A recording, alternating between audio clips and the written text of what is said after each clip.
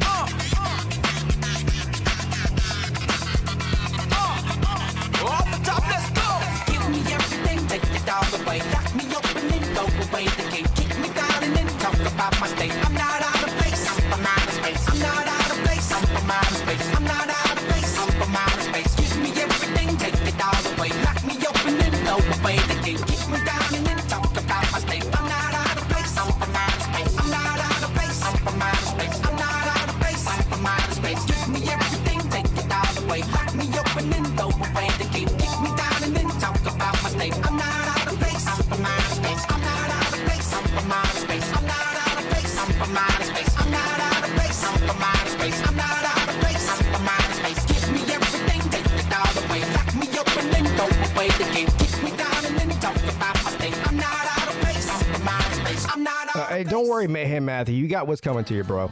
I'll make sure you hit the thumbs up because YouTube really cares, even if your boy does not.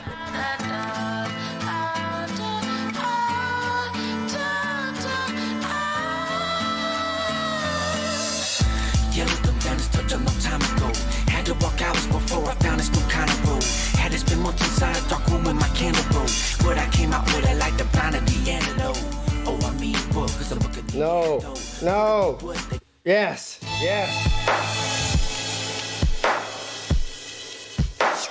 Clemson fans piss me off.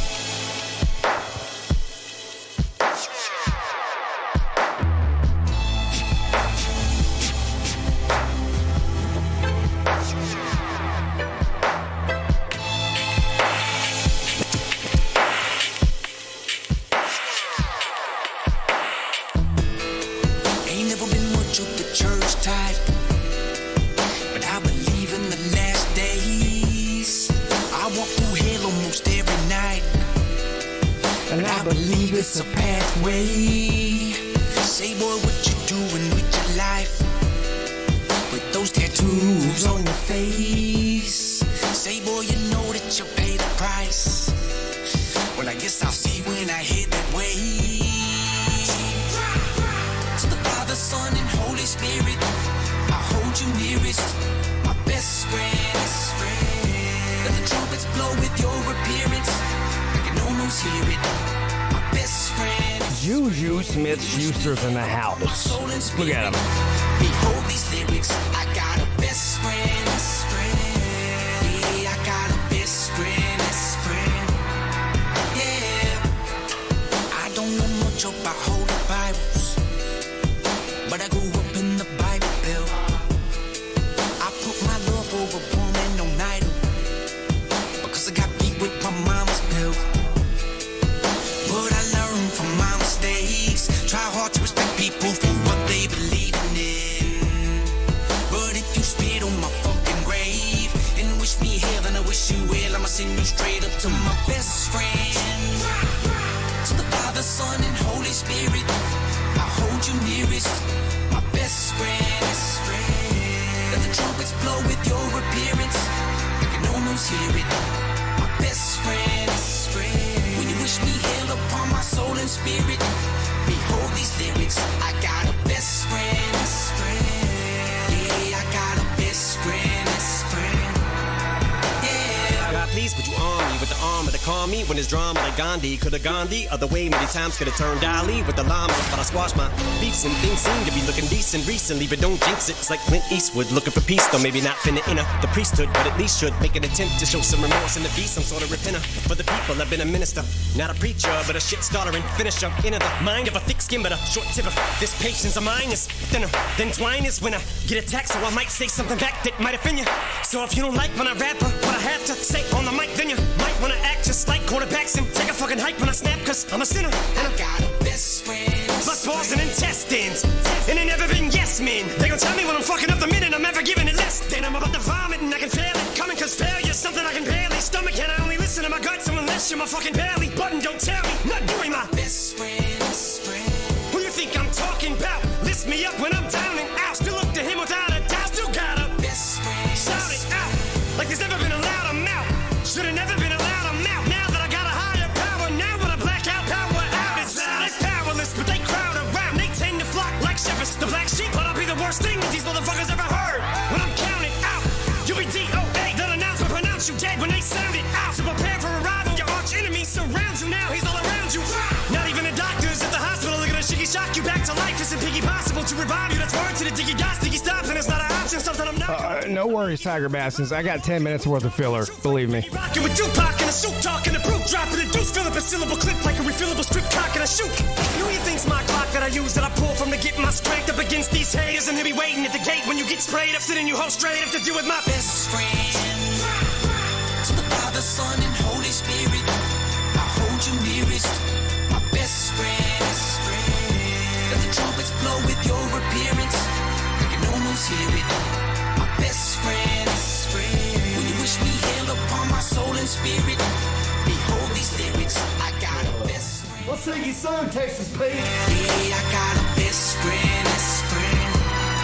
Yeah.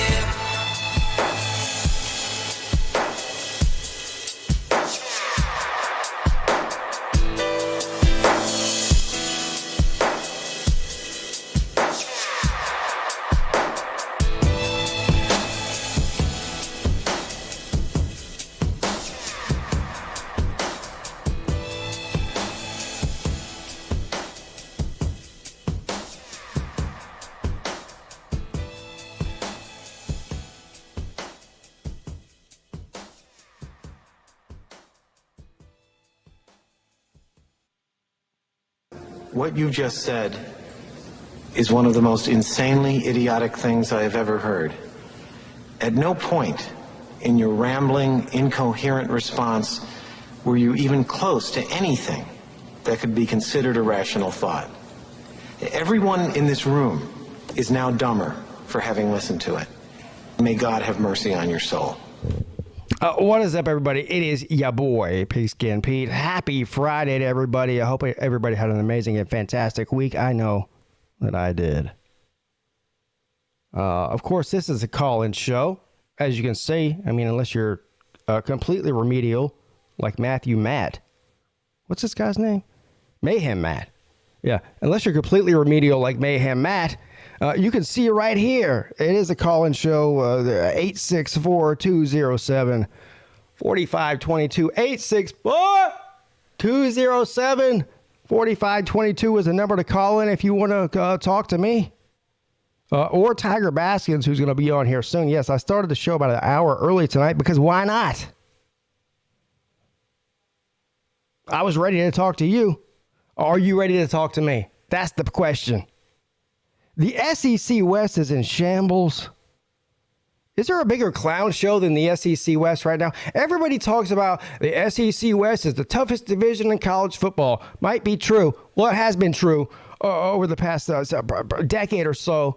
But what a clown show that's going on over there. We got infighting. There is not a conference or a division in all of college football that has more clowns at the helm than the SEC West.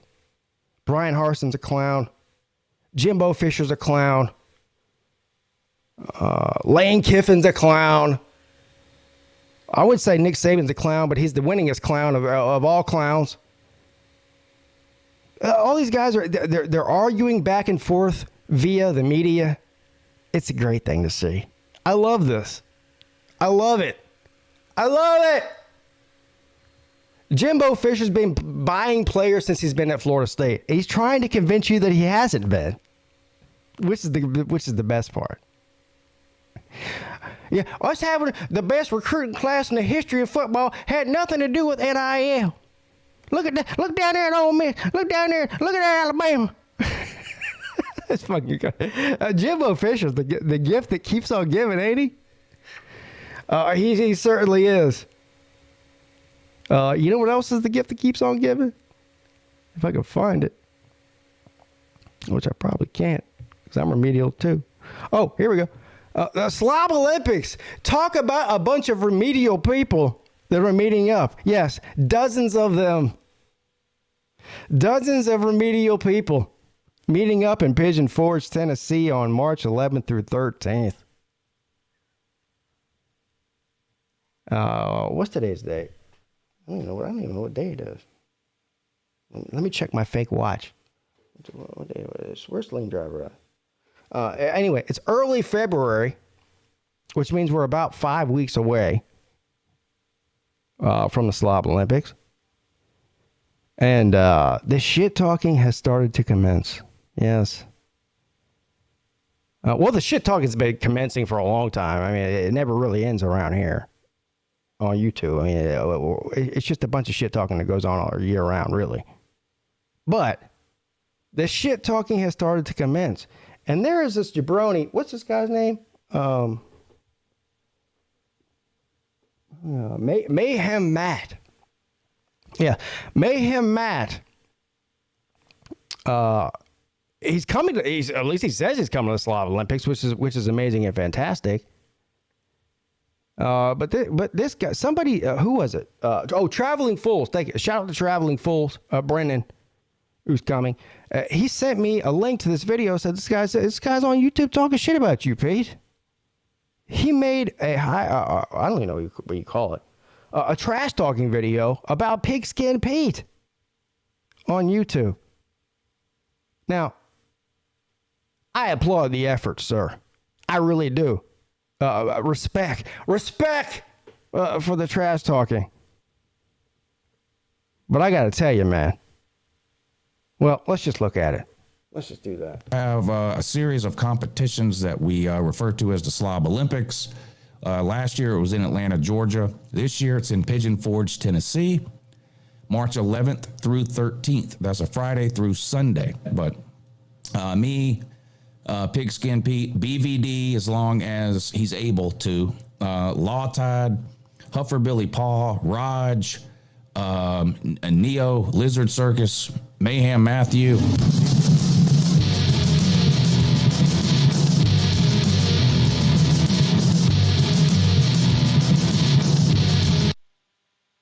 Uh-oh. He looks serious.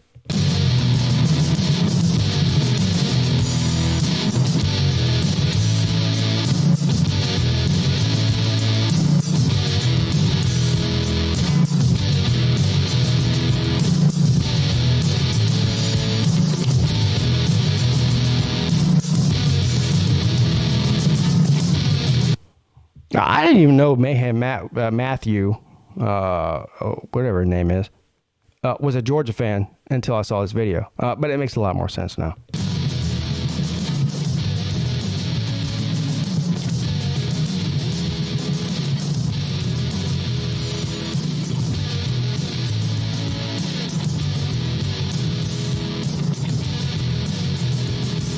Uh-oh. Uh-oh. Oh, no. No. Oh! Now, hold on. Let me say something about this right here. Clearly, look, I don't know if where he lives or if he has a basement, because most places down south, if you live in Georgia, South Carolina, Florida, Alabama, like we live on sea level, right? So we don't have basements. But this looks like a basement. But here's a refrigerator right here on the left, and that does look like a stove to his right, does it not? Has this man ever heard of interior decorating?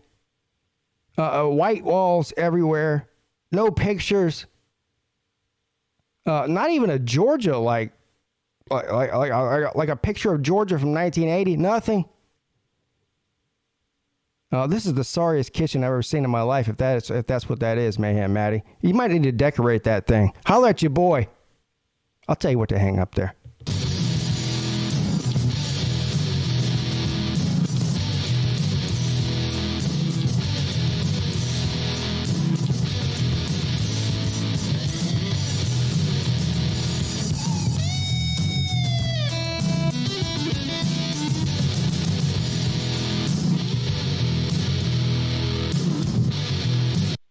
Do y'all remember, well, some of you probably older enough to remember, some of you probably aren't. In the early 70s, there was such thing as, there was a thalidomide baby outbreak. Do you know what that is? It's when, I think it was in the early 70s, mid 70s. Doctors were prescribing anti-nausea medication to pregnant women, and it was called thalidomide. And they took it unknowingly. And their babies came out to be, well, let's say less than desired. Is Matthew Matty, or what's his name? Mayhem Matty? Is he a thalidomide baby? Looks like it, a little bit. Just gonna say.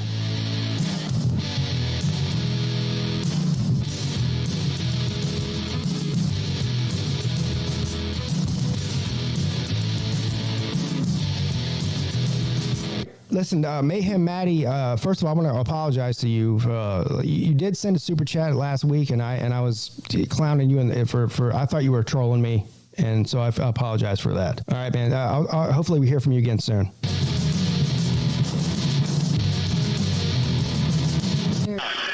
After the play, unsportsmanlike conduct.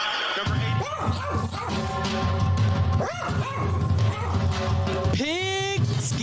PigskinPeete. Now, look at this thalidomide baby right here. With the Bob Barker microphone. Look at the Bob Barker microphone from The Price is Right. Look at it. PigskinPeete. You have met your Matt.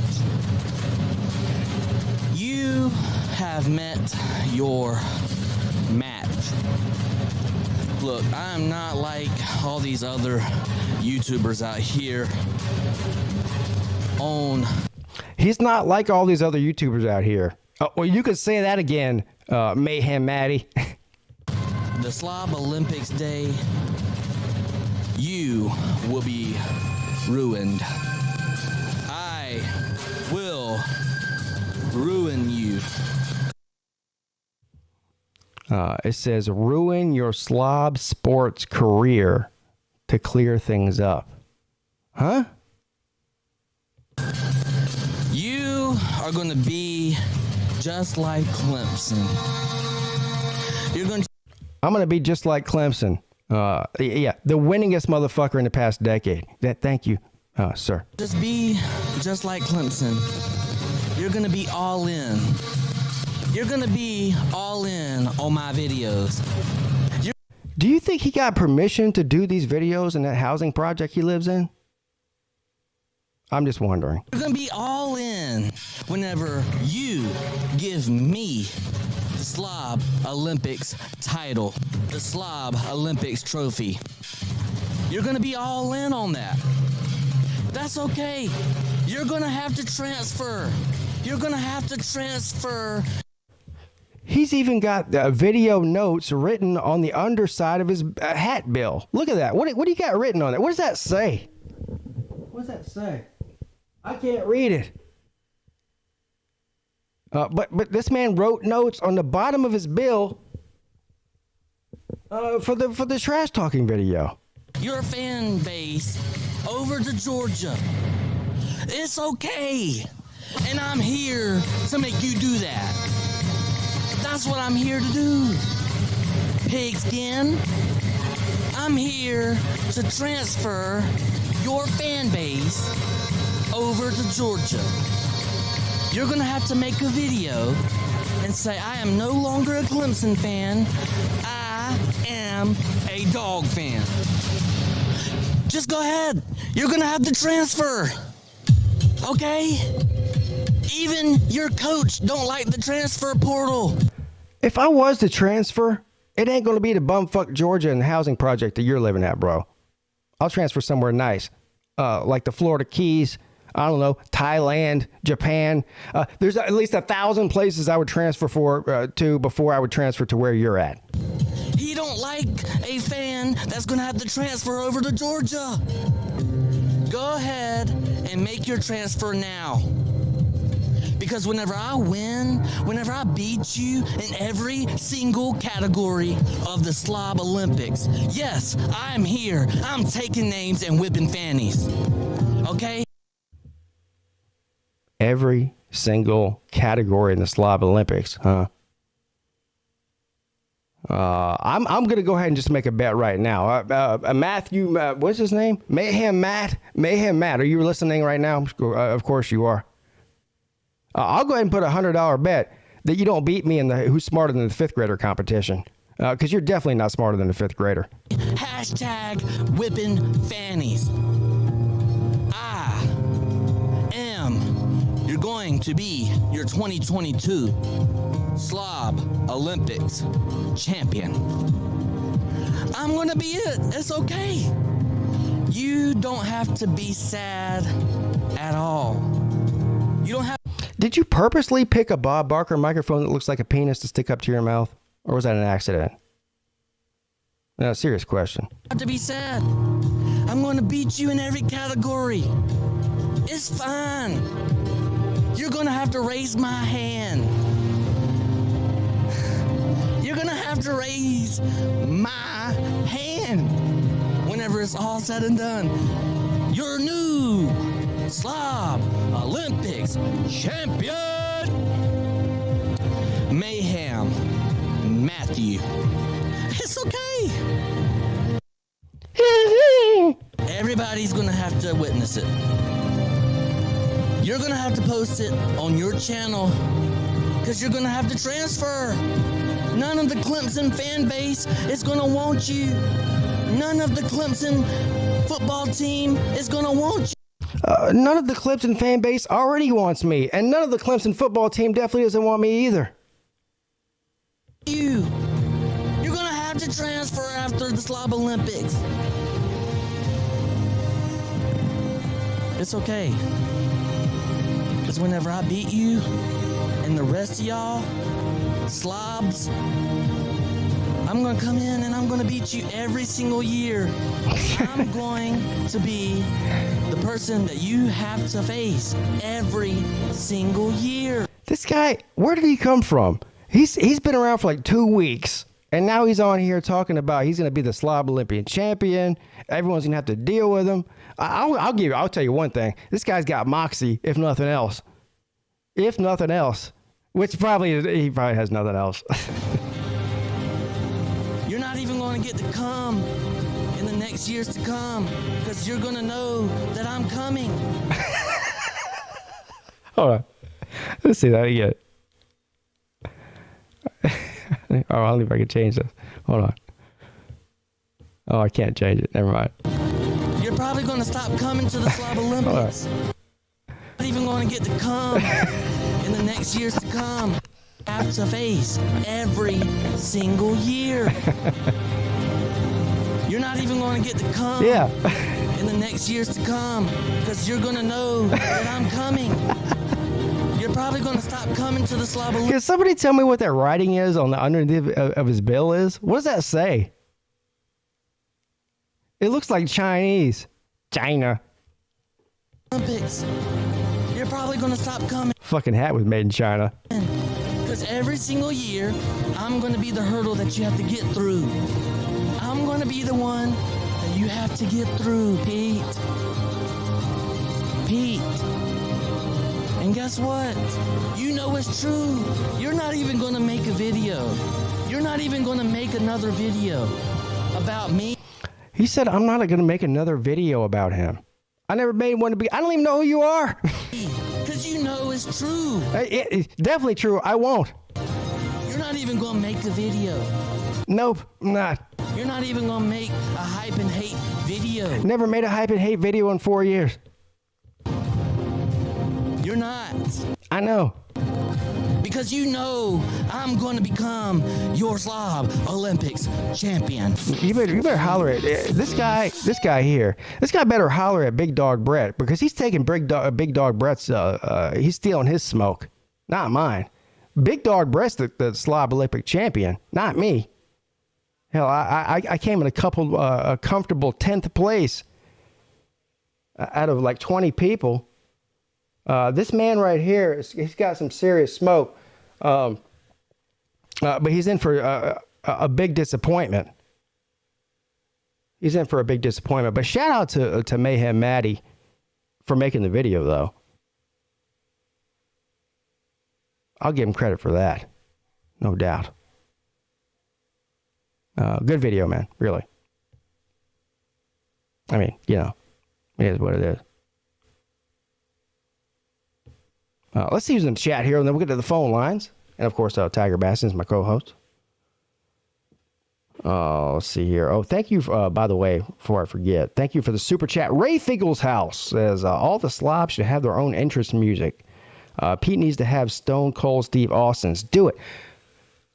That's actually a good idea. I don't know logistically how that'll work, but I do like the idea of having a interest. Like when you go to a baseball game and every batter has their own entrance music. I think that's a good idea. I don't know if that could work out specifically for the Slob Olympics or not. Maybe it could. I don't know. But that's a great idea. Thank you, sir. Christopher McDavid, Davitt, Pac-Man. Hey, man, you know what? It's good to see a Pac-12 fan in here. Show some love for the West Coast, all you motherfuckers. I know we got Oregon Ducks man that comes in here often. That's pretty much the only like Pac-12 fan I see in here on a regular basis. So much luck for the Pac-12. A pizza woman, Jeremy Garrettson, Juju Smith-Schuster says Southern California is back. They're back. Like sweatpants and headbands, bitch. SEC dog. Yeah. Oh, Tiger Cat. Tiger Cat's here. Robert Zurth. I think I said pizza woman already. Mayhem Matthew. Tiger Nation, my brother for life. Lizard Circus is here. Raj. Hold on. Here we go. Hold on. Raj, you beautiful motherfuckers. Hold on. Let me do it again. Raj. I think that's it. I'm pretty sure that's how you do it. Not sure, though. Country Tiger.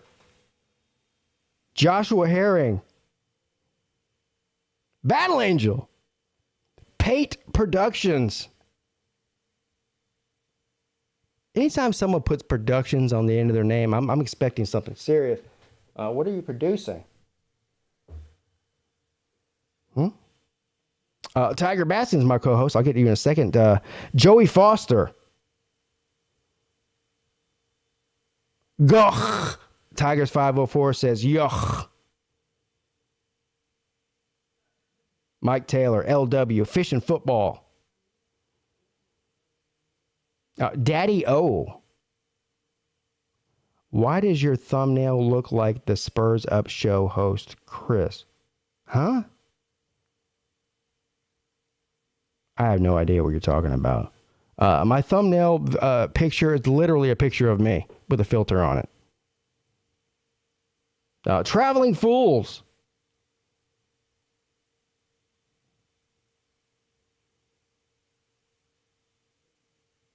SEC Dog, GF Sports, Mr. Troll. More motivational than a Miracle on Ice.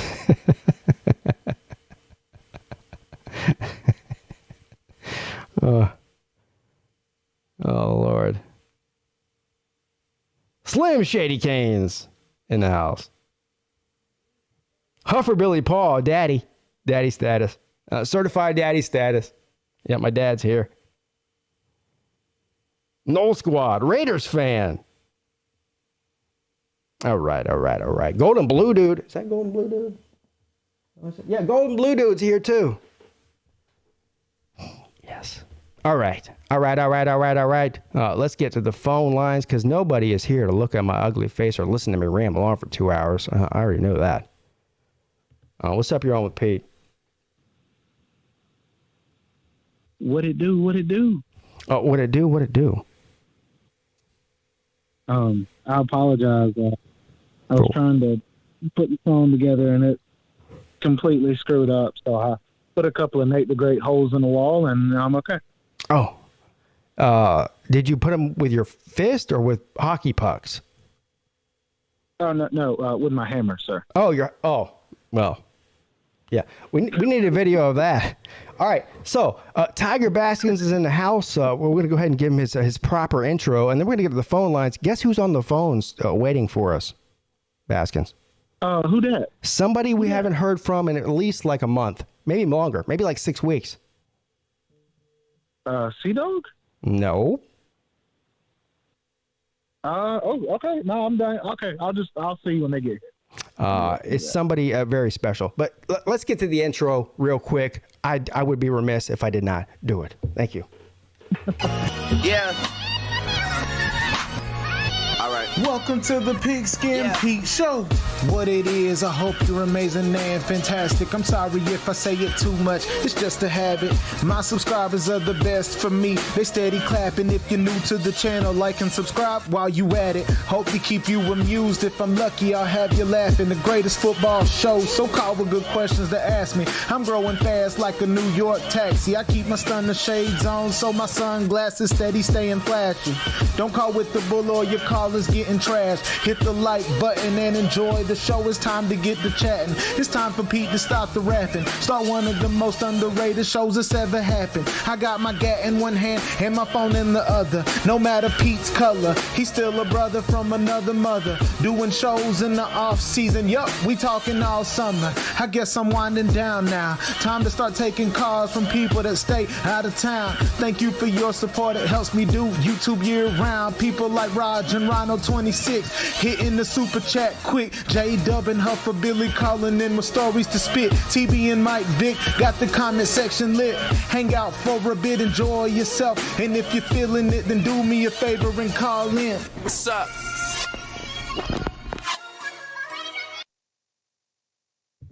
What's up, TB? Nothing much, big dog. It's Friday night once again, and I'm excited to be on this show with you and all these really neat people in the comment section. Yeah, are you getting excited about the Slob Olympics like I am? I mean, yeah, I guess so, big dog. Nah, yeah, I'm super excited. I'm really excited. I am excited to meet y'all.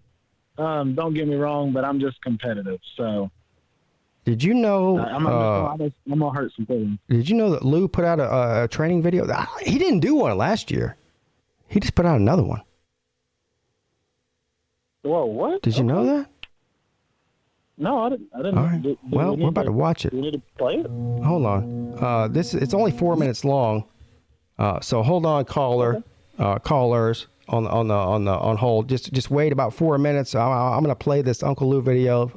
Let me put it up here for everybody to see, because I think this is important. Well, all the Slob Olympics training videos are important, but Lou has yet to put one out until now. So I'm definitely gonna hone in on that one. Alrighty, here we go. Most people are not living their dreams because of fear, ladies and gentlemen. Fear is the most subtle and destructive of all human diseases. Fear kills dreams. Fear kills hope. Fear put people in the hospital. Fear can age you. Fear, ladies and gentlemen, can hold you back from doing something that you know within yourself that you're capable of doing, but it will paralyze you. And I ask you a question, what is the benefit? What's the benefit of allowing fear to hold you back? What's the benefit of giving up on yourself, of not stepping out on life and taking life on? What is the benefit for you? What's the plus in that? You got to ask yourself, how long am I going to allow this to hold me back? You cannot let your fear hold you back from your destiny. You have to feel the fear and do it anyway. Do it broke, do it scared, do it nervous, do it trembling, do it on your knees, do it with help, do it on crutches, do it in a wheelchair, because you don't want to end up in a nursing home sitting on a bedpan wondering what would have happened if you'd only had more courage. You don't want to end up in an old folks home and your dying thought is, I wish I had her. You don't have as many opportunities in life to take that gamble and allow life to play you. You must play life.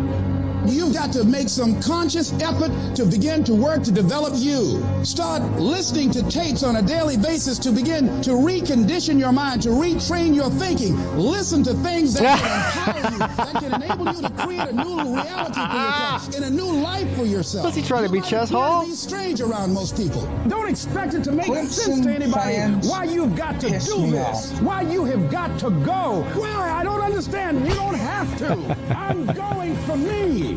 This is something I have got to do. Now, will it be turbulent? Yes. Will it be easy? No. Will you have some opposition? Yes. Will I make a lot of mistakes? Yes. Will I get hurt? Yes. But guess what? There's no gain without pain.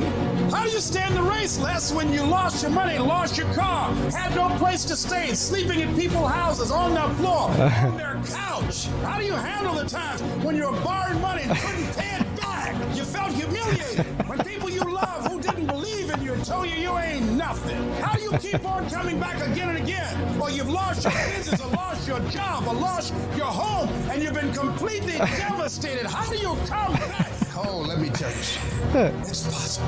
That man's got back fat. Somebody comes right after their worst defeat. Uh-oh.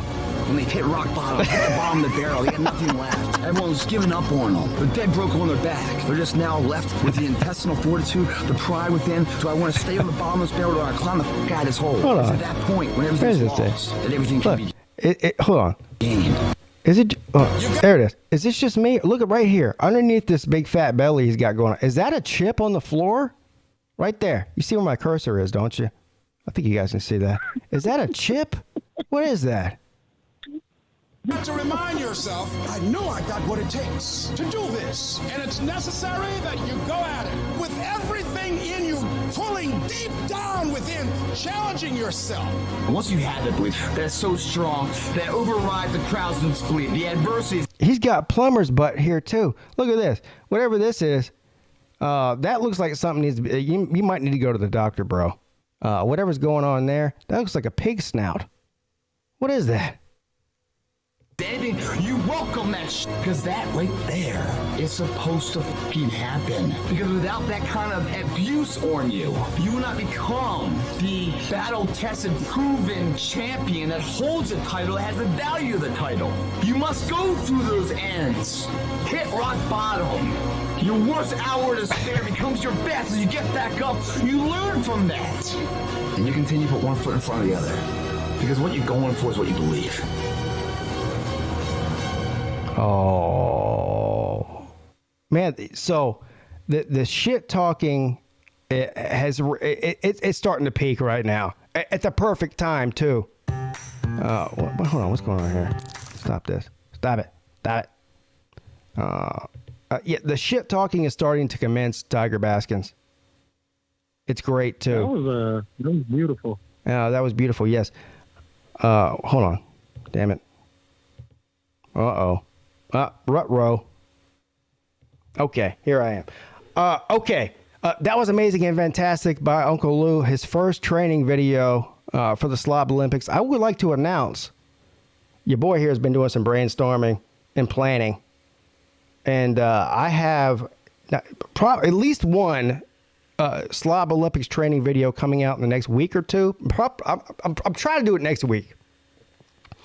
And there might be a second one to follow up with too, because I have so many ideas I can't fit it into one video. So, where's yours at? Did you make one yet? Who, me? Yeah, you. Yeah, that's a no Ghost Rider. Not yet. No? Are you going to? I mean, you're already making workout videos on your channel, so why not make it Slob Olympics related? I watched a video of you today. Well, I didn't watch the whole thing, but I watched about 3 minutes of it. But you're over there lifting weights and doing all kinds of shit. You know? That wasn't me. It definitely was you. Yeah, it was. It was you. All right. Are you ready to take some calls? You ready to take some calls, man? I am. I'm excited. All right, here we go. I want to know who this special caller is. Yes, this is a very special caller. What's up? You're on with Peete and Tiger Baskins. Yes, this is Hank Hill from Arlen, Texas. Hank! I was starting to worry about you, bro. I was like, did this guy blow himself up in a propane accident or something? He hasn't called in like a couple of months. Well, I was filling all those special orders for accessories and propane tools. Yes. In fact, I know that your friend Uncle Lou had bought you a gift certificate to Strickland Propane. Yes, he did. And I don't see that you have used that yet. I haven't used it yet, but I will use it before the barbecuing season happens. Because I'm going to need propane. Please tell him Hank said to hook you up. I will. I definitely will. Now, I'm a little confused because where I'm from, we call propane, we call something propane, and it's gas, but you can't buy it at like a hardware store. Can you buy it from where George shops? Typically? Yes, yeah. That's what I was gonna say. Yeah, a different type of gas. Anything from where George shops, I'll just tell you that right now. The only place you need to buy your propane is from Strickland's Propane, where we sell propane and propane accessories. Yeah.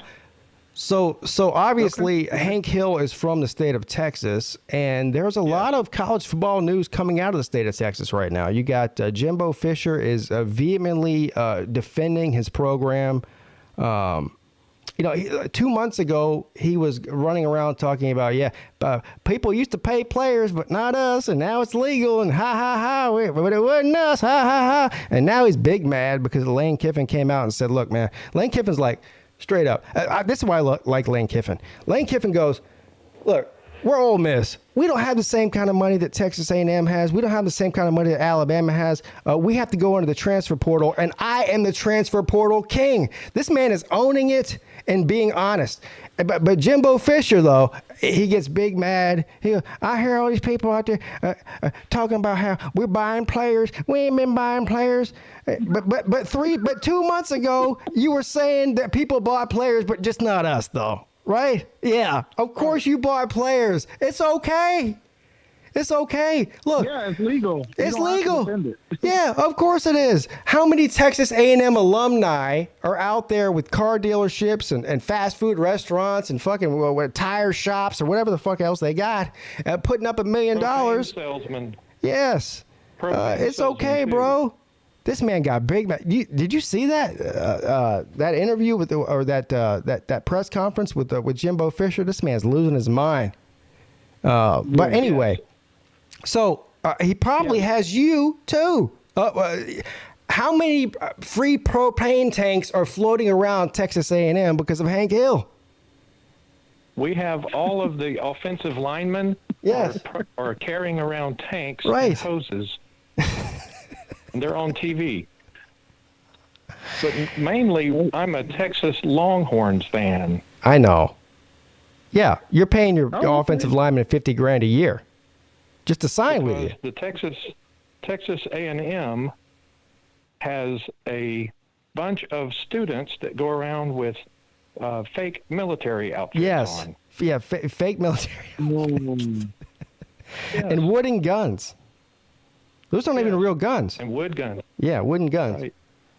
I wanted to give a congratulations to the Georgia Bulldogs. Mm-hmm. I understand that they won for the first time in 41 years. Yeah, 41 years. Yeah. Since 1980. 1980. You know, it's a coincidence because this is the first year that they started using propane instead of electric. That probably is why it happened, Tiger. I think you're right. I'm Peete, with you. Pete, I wanted to ask you about one of the rumors that we are hearing out here in the great state of Texas. Yes. There is apparently a feud between a gentleman named Golden Blue Dude and Mike Vick, the former Falcons quarterback. Why would Golden Blue Dude be feuding with a former Falcons quarterback? That's a good question. I don't know. I did see a dog lover. Earlier today, Mike Vick posted an apology video to Golden Blue Dude. Is that right? Why would he do that? Yeah, I don't know why he would apologize to him. Take it out at something called the Slob Olympics. Mm-hmm.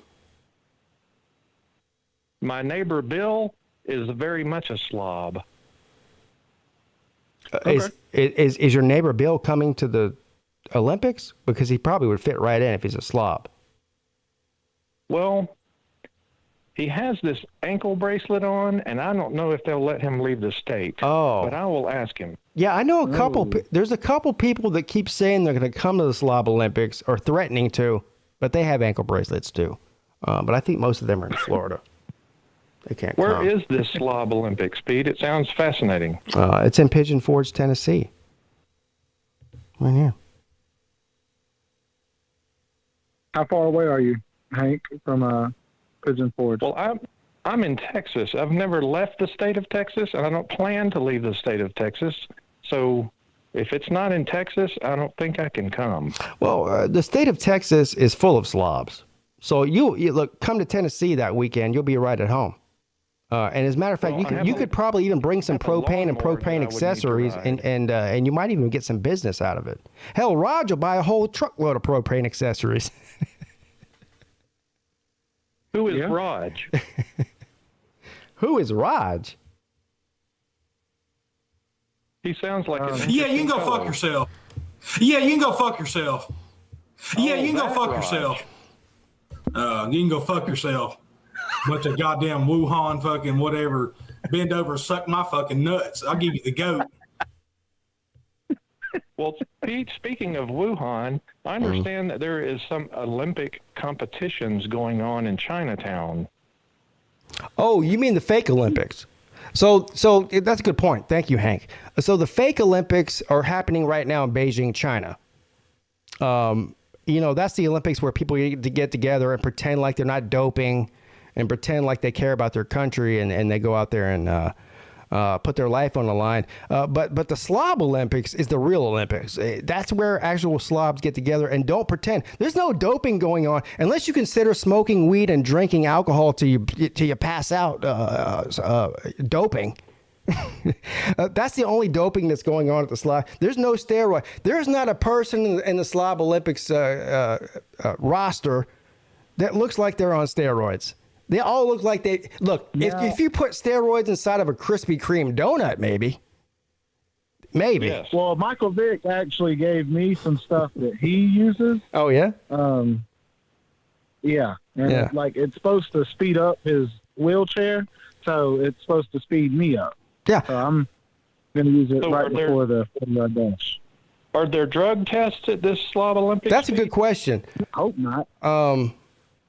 We might need to institute that, except we don't want to get somebody locked up who's on probation.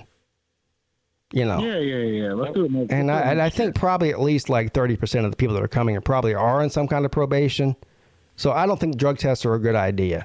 Now, I'm not using any performance-enhancing drugs unless you consider Bud Light and tequila a performance-enhancing drug. Yes. You do? Yes. Oh. Alamo beer. All right. Okay. Hank, you need to come, man. If it were not outside the state of Texas, Pete. Did you notice I just said Texas Pete? Yes, Texas Pete. Yes. Hold on. Of course. Don't get that ass. Peace, everybody. One love. Let's see you soon, Texas Pete. Yeah, Texas Pete. Absolutely. Exactly. Well, Pete, I need to go. I've got to go turn over the brisket. Yeah. And I will call in again. Thank you. Thank you, Hank. I missed Hank.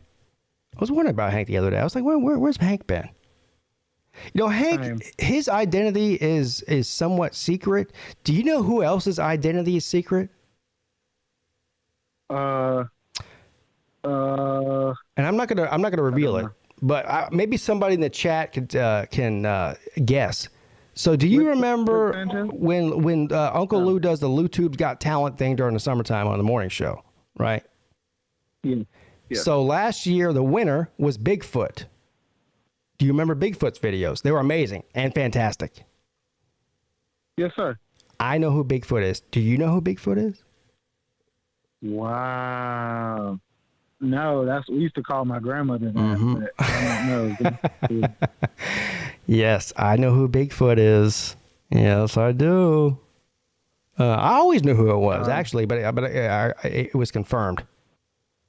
I don't even know. Does Uncle Lou even know who Bigfoot is? I don't know. I'm not going to tell anybody because Bigfoot told me not to tell anybody. But I figured it out pretty quickly. Yeah. Here's what I will say. I'll tell you one thing. I'll give you a little a teaser here. Bigfoot is a slob Olympian. That's all I'm going to say. That's all I'm going to say. That's it. That's all you get from me. No more nuggets. For all of you people that are wondering who Bigfoot is, he's a slob Olympian. That's all I'm going to say. Beautiful. Yep. Yes, sir. Okay. Let's get back to the phone lines. What's up? You're on with Pete and Tiger Baskins. What's up? What's up? What's up? What's up? You know who this is? This is going to be your worst nightmare. Oh yeah, really? My worst nightmare. This is going to be your worst nightmare. Oh really? Mayhem Matthew, whenever he destroys you in the Slob Olympics. Fuck it.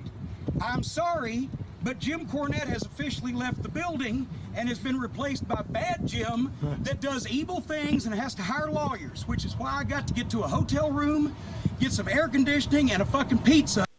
I will tell you one thing, Mayhem Matthew. You've got big balls. You got balls of solid rock. You ever seen that movie, Robin Hood from the 1990s with what's the guy's name?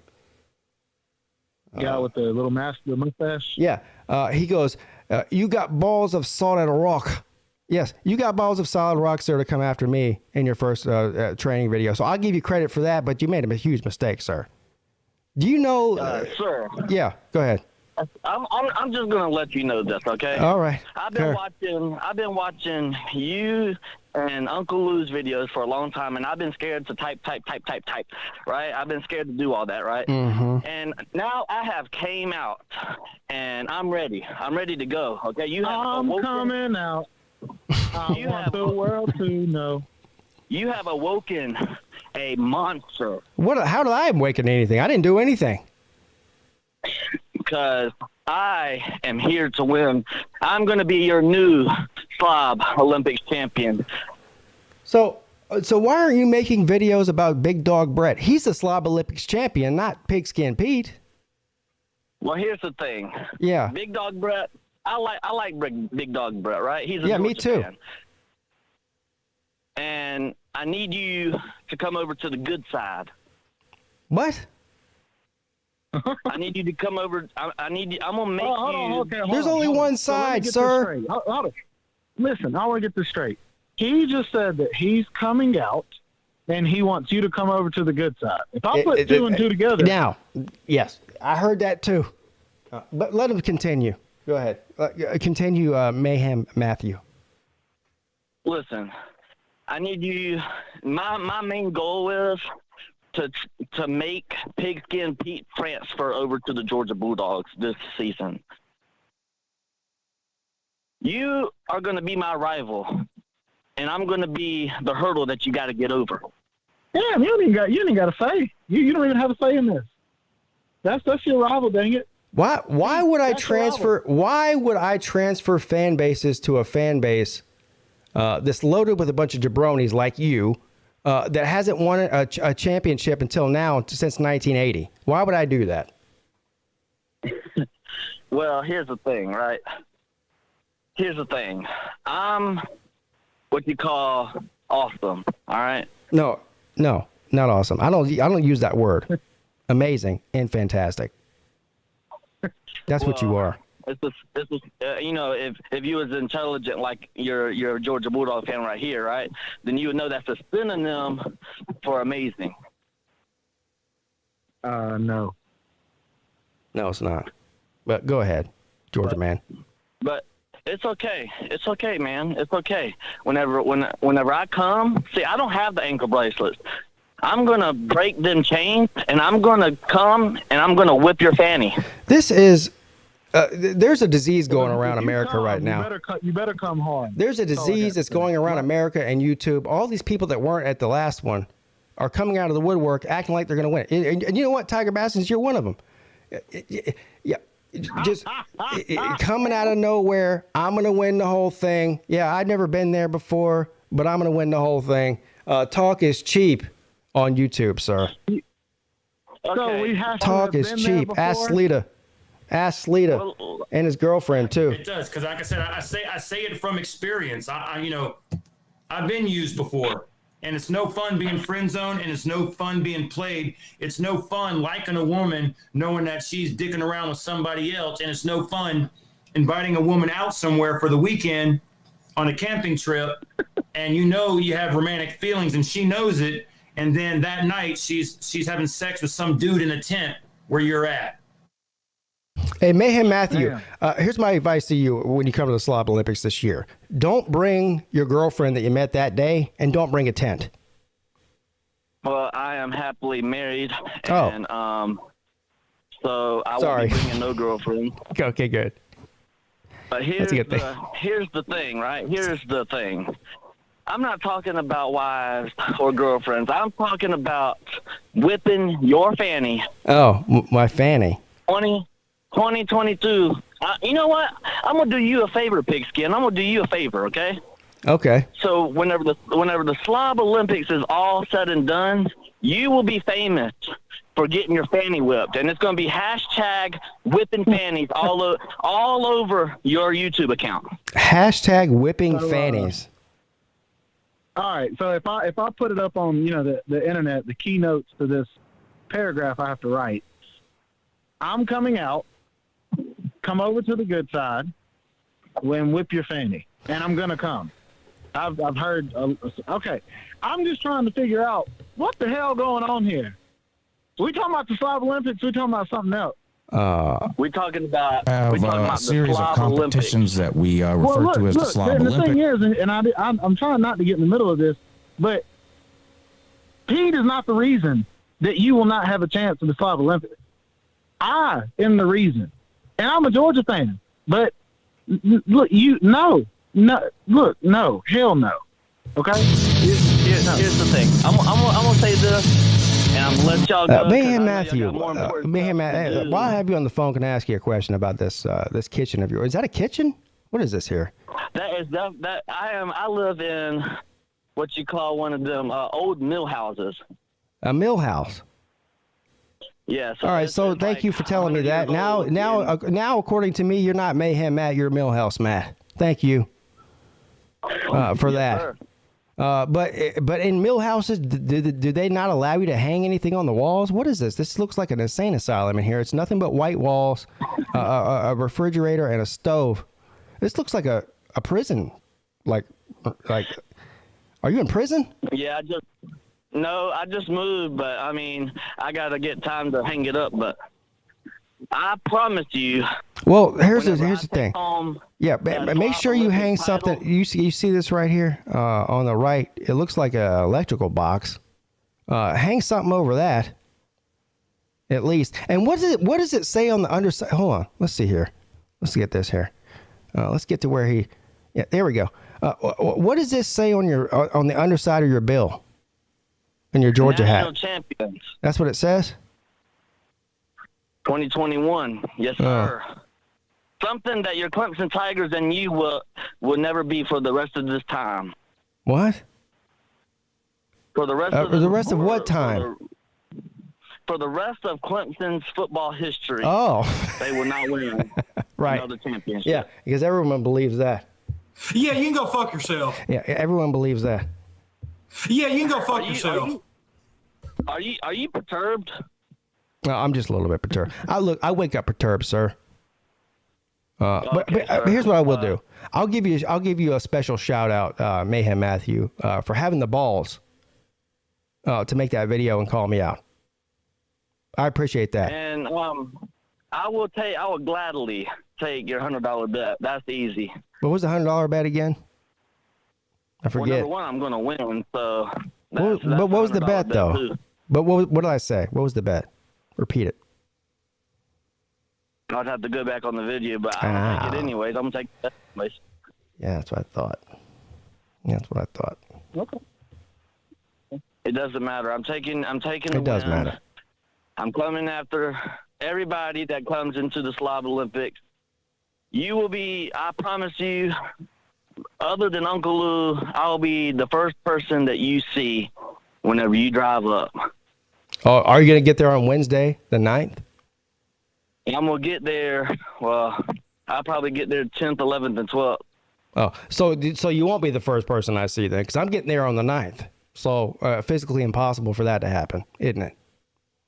Mayhem Matt. I guess so. Guess so. But I'll be probably the second slob that you see. Oh. I guarantee you I'll see 50 slobs before I even get out of my car at the valet. But thank you, sir. You're amazing and fantastic. I think I don't know what just happened. I think I hung up on him. No, I didn't. Go Dogs. Yeah. Go Dogs, he says. This man's clearly on some really strong edibles. He's on the George plan. Coming out of here. It's actually a discount since. Yeah. Uh-huh. Yep. I don't even know what to say. Yeah. But I do like how you said that the people who went to the people that went to the Slob Olympics last year have a better chance of winning. I didn't say that. People that. No, I didn't say that. You said the people who haven't even been are talking crap about winning. Yes, that's what I said. That's the difference than the first thing you said. I didn't say that.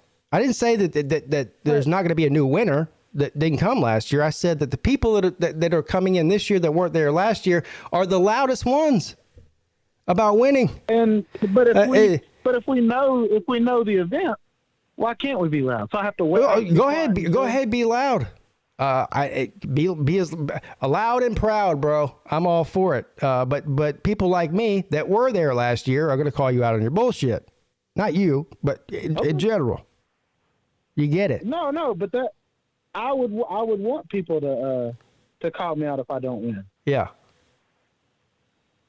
But I think every year we have about 20 college football teams who have fans who talk crap, and not all 20 win it. So I think that Mayhem Matt took the wrong angle with his trash talking video, and no disrespect. Listen, the video was great. I thought it was funny, but the angle was I'm going to convert to a Georgia fan because he's coming to the Slob Olympics. He should have kept it more about the Slob Olympics, not about Clemson versus Georgia. Because look. I mean, does anybody think I'm going to convert to a Georgia fan? No, not happening. Right. But anyway, I digress. I don't want to hate on the guy. He took time to make the video. It was entertaining, as far as I'm concerned. So, congratulations to him. All right, you ready for some more calls? Yeah. All righty. What's up? You're on with Peete and Tiger Baskins. Hey, yo, his name's the Great. Nate, the Great, don't be late. The depressed Wolverines fan, Nebraska fan, cream cheese on pizza man, hockey pucks through the drywall man, the mouse's ear, probably the biggest connoisseur of Pornhub in the history of Pornhub. Did I miss anything, Nate? Plus, I'm a ladies' man. Plus, he's a ladies' man. What's up, Nate? How you doing? Not much, man. Nate, you know what? I have enough. Here's what I'll do. I'm going to go ahead. Does anybody want to take a bet with me? Obviously, I'm a betting man. Does anybody want to make a bet with me? Nate the Great will finish ahead of Mayhem Matthew. I don't know why I can't get this guy's name straight. Nate the Great will finish in the final Slob Olympics standings ahead of Mayhem Matthew. Anybody want to take that bet with me? I'll take it right now. I'm betting on you, Nate. All right, you got this. I'll try my best not to disappoint you. Don't, because I don't want to lose money. I don't have a lot of money, Nate. I can't afford to be losing it on you. You understand? That's true. Yeah, you better start doing some push-ups and sit-ups and stuff. Do you have a Frisbee that you're practicing with out in the backyard? Maybe a wiffle ball bat? Something? Actually, yes, I think we do have Frisbees. But I don't know where we're going to throw it at. Oh. I mean, we do have a big yard, but it's just yeah, no excuses. Yeah. No excuses. What do I need to train for? I know Slob Olympics. What do you mean? What do you need to train for? What activities? Throwing a frisbee. Throw a frisbee at something. I don't care what it is. Doesn't matter. Do some.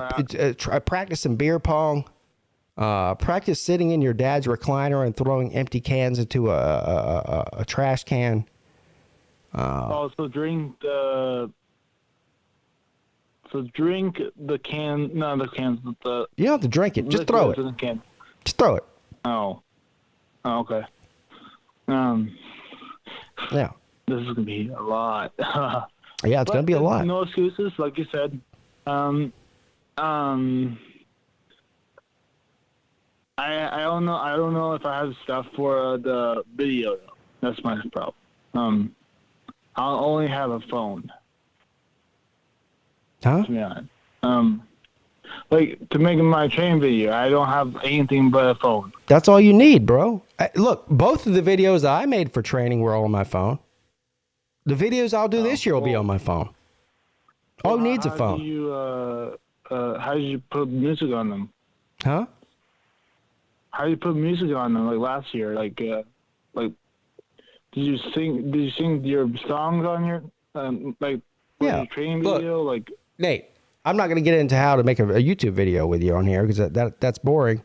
But the bottom line is, all you need is a phone. Period. Okay. Yeah. Now, if you want to talk about how to do that and this and that, we could talk off air about it. But the bottom line is, all you need is a phone. You can do just as much on your phone as you can do on your computer. Okay. Yes. I mean, unless you have a potato phone. Do you have a potato phone, Nate? No, I don't. Okay, good. So basically, Friction Vixen's asking what the call-in number is. I mean, bruh.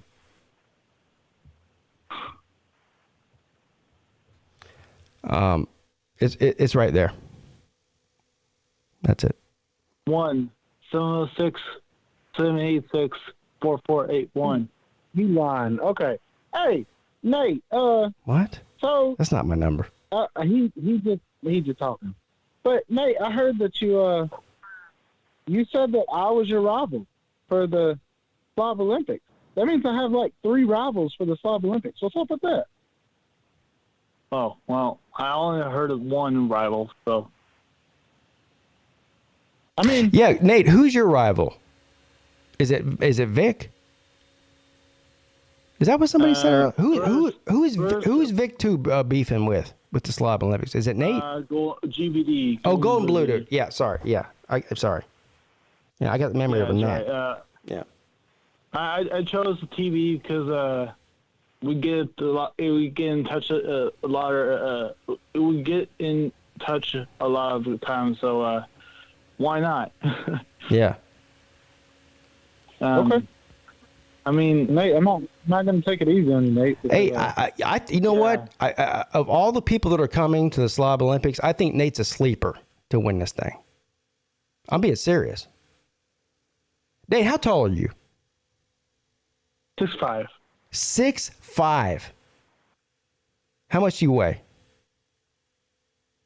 245 last I checked. 6'5", 245. Yeah, this man right here is an NFL wide receiver, bro. 6'5", 245. Hey, Nate, just like off the top of your head, how many push-ups do you think you can do in a minute? If I'm being honest? Yeah, be honest. I don't want you to be anything but honest. Of course, this is the PigskinPeete show. Only honesty is allowed. Probably 5 because... 5? Jesus Christ, man.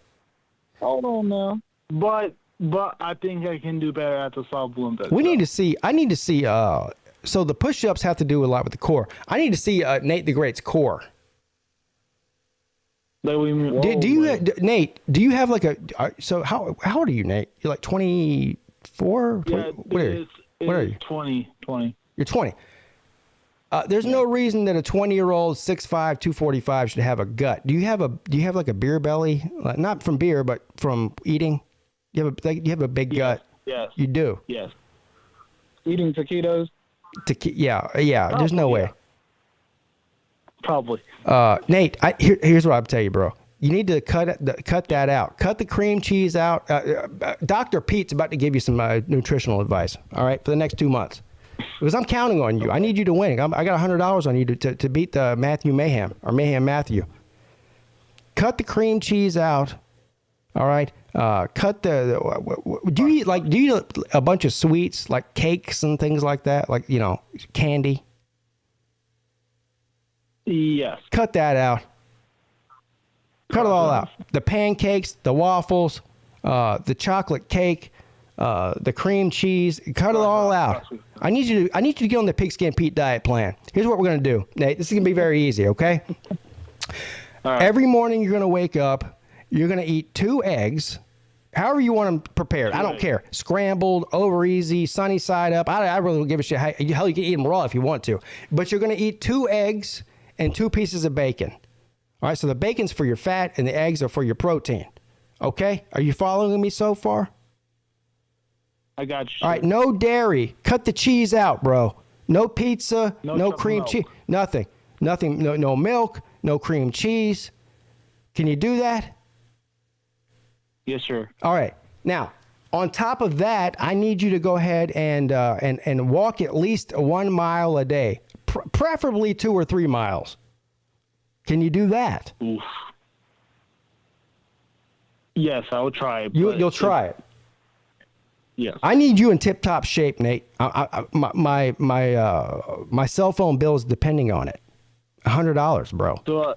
So basically, that you're saying I won't. So I don't have to eat again. Yeah, don't eat. Just look. I need you in tip-top shape, Nate. But you know what? I don't have much confidence in you. I might have to retract my bet. I don't usually do that. Well, But- no, you don't have to. You're not giving me much confidence here. Are you going to stick to my diet plan? Yes, sir. You are? No cheese. Yes. No sweets. 2 eggs. No dairy. No milk, bacon, and no anything. No Yeah. chocolate So milk, for no, lunch, you can have a piece of fruit, maybe. Right? That's your sweets. You can have like an orange or an apple or some grapes or something. A tomato if you want to. Get crazy. And then for dinner, all you're allowed to have is protein. Either like baked chicken or like a butter. steak or something. But no rice, no carbs, Nate. Can you do without carbs? I don't think you can. No potatoes. How about boiled peanut butter? I don't think you can do without carbs, can you, Nate? Let's be honest with me. It's okay. No, I can do a boiled peanut butter. All right, peanut butter's okay. Yeah. All right. Eat with a spoon. I don't know. Yep. All right. So Nate is going to look like a straight champion. Oh, look, Nate, I'm 41 years old. There's no reason that you should come to the Slob Olympics looking worse than me. Yeah. You know what I'm saying? Yes, sir. All right. Good. I'm counting on you. All right. Before I go, I am arriving on 11th, so probably around in the afternoon. So just FYI. Yeah. Okay. I'll say this. On March 12th, which is the Saturday of the Slob Olympics, if for some reason Pigskin Pete and Nate go missing for a couple of hours and nobody knows where we're at, there probably is a pretty good chance that I took Nate to the mouse's ear. That's all I'm going to say. So don't call the police looking, putting out a missing persons report on Pigskin Pete and Nate. If we're both missing between the hours of 11 a.m. and 1 a.m. or something, just everybody can just say Pete probably took Nate to the mouse's ear. Right? Yes. No big deal, right, Nate? Yes. Right. I'm gonna get so big jugs, but whatever. All right, Nate. All right. I love you, brother. Thank you All right, for. see you guys. Yeah, I'll talk to you soon. Now, Nate needs to get in shape. This man's 20 years old. He say he's 20, right? 20 or 21? Yes. 6'5", 245. That's a big man. Is it not? I mean, this guy could be playing tight end for the Patriots. 6'5", 245. Right? He's huge. But he doesn't look huge. He must have a big fat belly. Maybe he's just really proportionate, so he just looks normal. I don't know. Maybe. Yeah, maybe. I have a feeling this can be. I don't think anybody. It's gonna be fun getting to meet Nate. Nate's gonna be like the biggest guy there. I mean, not the guy that weighs the most, but the biggest guy there. 6'5", 245. That's a big man. What's up? You're on with Pete and Tiger Baskins. Hey, sir. How are you? Hey, Slim Shady Canes. What's up, brother? Well, first of all, shout out to Mayhem. I'm really glad he made that video going after you instead of me. Because let me tell you something, son. You'd rather jack off a grizzly bear with a handful of cockleberries than fuck with me. I'm being easy on the guy. I'm just playing. Yeah. Fine. Yeah, I'm being easy on him. But yeah, but you know what? You make a good point there. You probably are lucky that you went after me and not somebody else, because I'm nice. Some of these other people aren't so nice, sir. Touche. You know? But I'll actually even take your bet a step further. If I'm sober, he won't even beat me. If you're sober, that's like saying, no. You ain't gonna be sober. Stop lying, bro. It's like saying Nate the Great's gonna stop eating cheese. It ain't happening. Well, that's part of my reasoning for showing up early. Get it out of the way. That way I might actually be sober come Saturday morning. Uh-huh. See, I've kind of thought it out a little, planned ahead this year. Me too. Okay. but I still may not be sober. I need somebody. I'm not a pill taker. I don't like pills. But somebody, does anybody coming that has pills? Because I might need you to go give me a pill about 9 o'clock on Friday night, just to shut me down. So I won't go. So I won't go balls to the wall. I'll just pass out and wake up the next morning, ready to go. But if somebody doesn't give me something that makes me pass out, it's liable to get rough around there. I don't look. My normal bedtime is about 2 a.m. Period. So, if you add Slob Olympians to that, it could go to 4 or 5 very quickly. And then we have the Slob Olympics like what 8 a.m. Yeah. I don't know. I know that's why I was not present for the 40-yard dash. Yeah, I need somebody to roofie me. Treat me like a college girl and roofie me. But don't have your way with me, please. Don't do that. I don't need those problems. It's East Tennessee. It shouldn't be too hard to get your hands on. We're not far from Knoxville. Right. All right. Oh. But I actually, the only event I'm really working at trying to win, because I'm not trying to win any others because I just don't care. I'm trying to win the costume contest.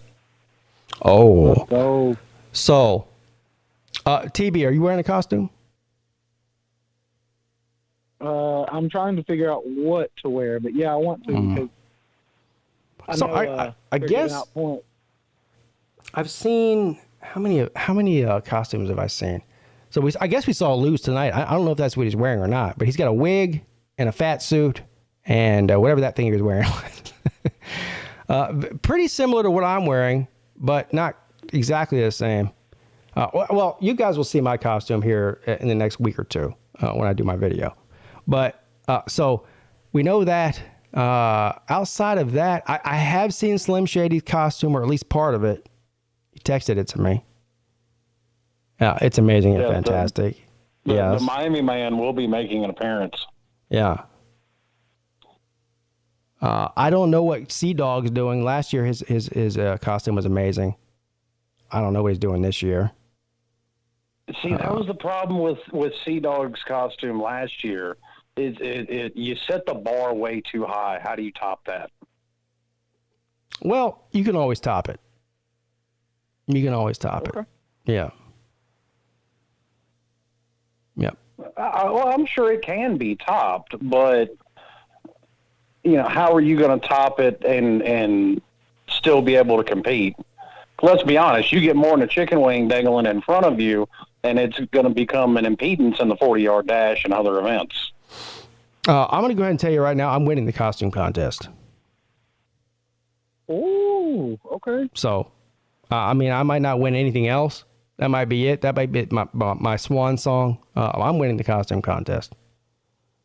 Not if I have anything to say about it, you won't. All right. We'll see. You may not have to worry about old Mayhem Matty. I may be your rival this year. Uh-oh. I got multiple rivals. Uh-oh. Anybody wearing their birthday suit? I hope not. Sure as hell hope not. Yeah. Unless it's one of the ladies. But the only lady that's competing is Friction Vixen. Oh. Now, if she wore her birthday suit, that would definitely win the costume contest. Being the only lady there and whatnot. And I've been trying to get the wet T-shirt contests. I've been trying. I'm failing at this miserably. But I've been trying to get a side show, right? So on Friday night, the Olympics are on Saturday afternoon. I've been trying to get a side show, a sort of preliminary event, if you want to call it that, amongst all the women that are coming. There's a bunch of them too. Mrs. Peete, Battle Angel, Friction Vixen, Raj's wife, Slim Shady's wife, Sea Dog's wife. Who am I missing? Tiger Cat. Oh yeah, that's right. How many more are there? And I don't want to leave anybody out. I feel like I'm leaving somebody out. Anyway, look, the women that come, a preliminary event, nothing crazy, a little, just maybe like put on a T-shirt and we'll hose you down. No big deal. Yeah, that's nothing. I've already entered my wife. I told her about it, and I told her it was Mrs. Pete's idea, so she has to do it. The chances of that happening are 0, by the way, but it's still fun to think about. A wet T-shirt contest would be amazing and fantastic. Also, hula hoop would be great. Jumping jacks contest or jump rope, whatever. Anything that involves jumping. A mud wrestling would be a good one too. I can bring the kiddie pool. Man, so I can bring a kiddie pool. And I can get my hands on a 55-gallon drum of baby oil.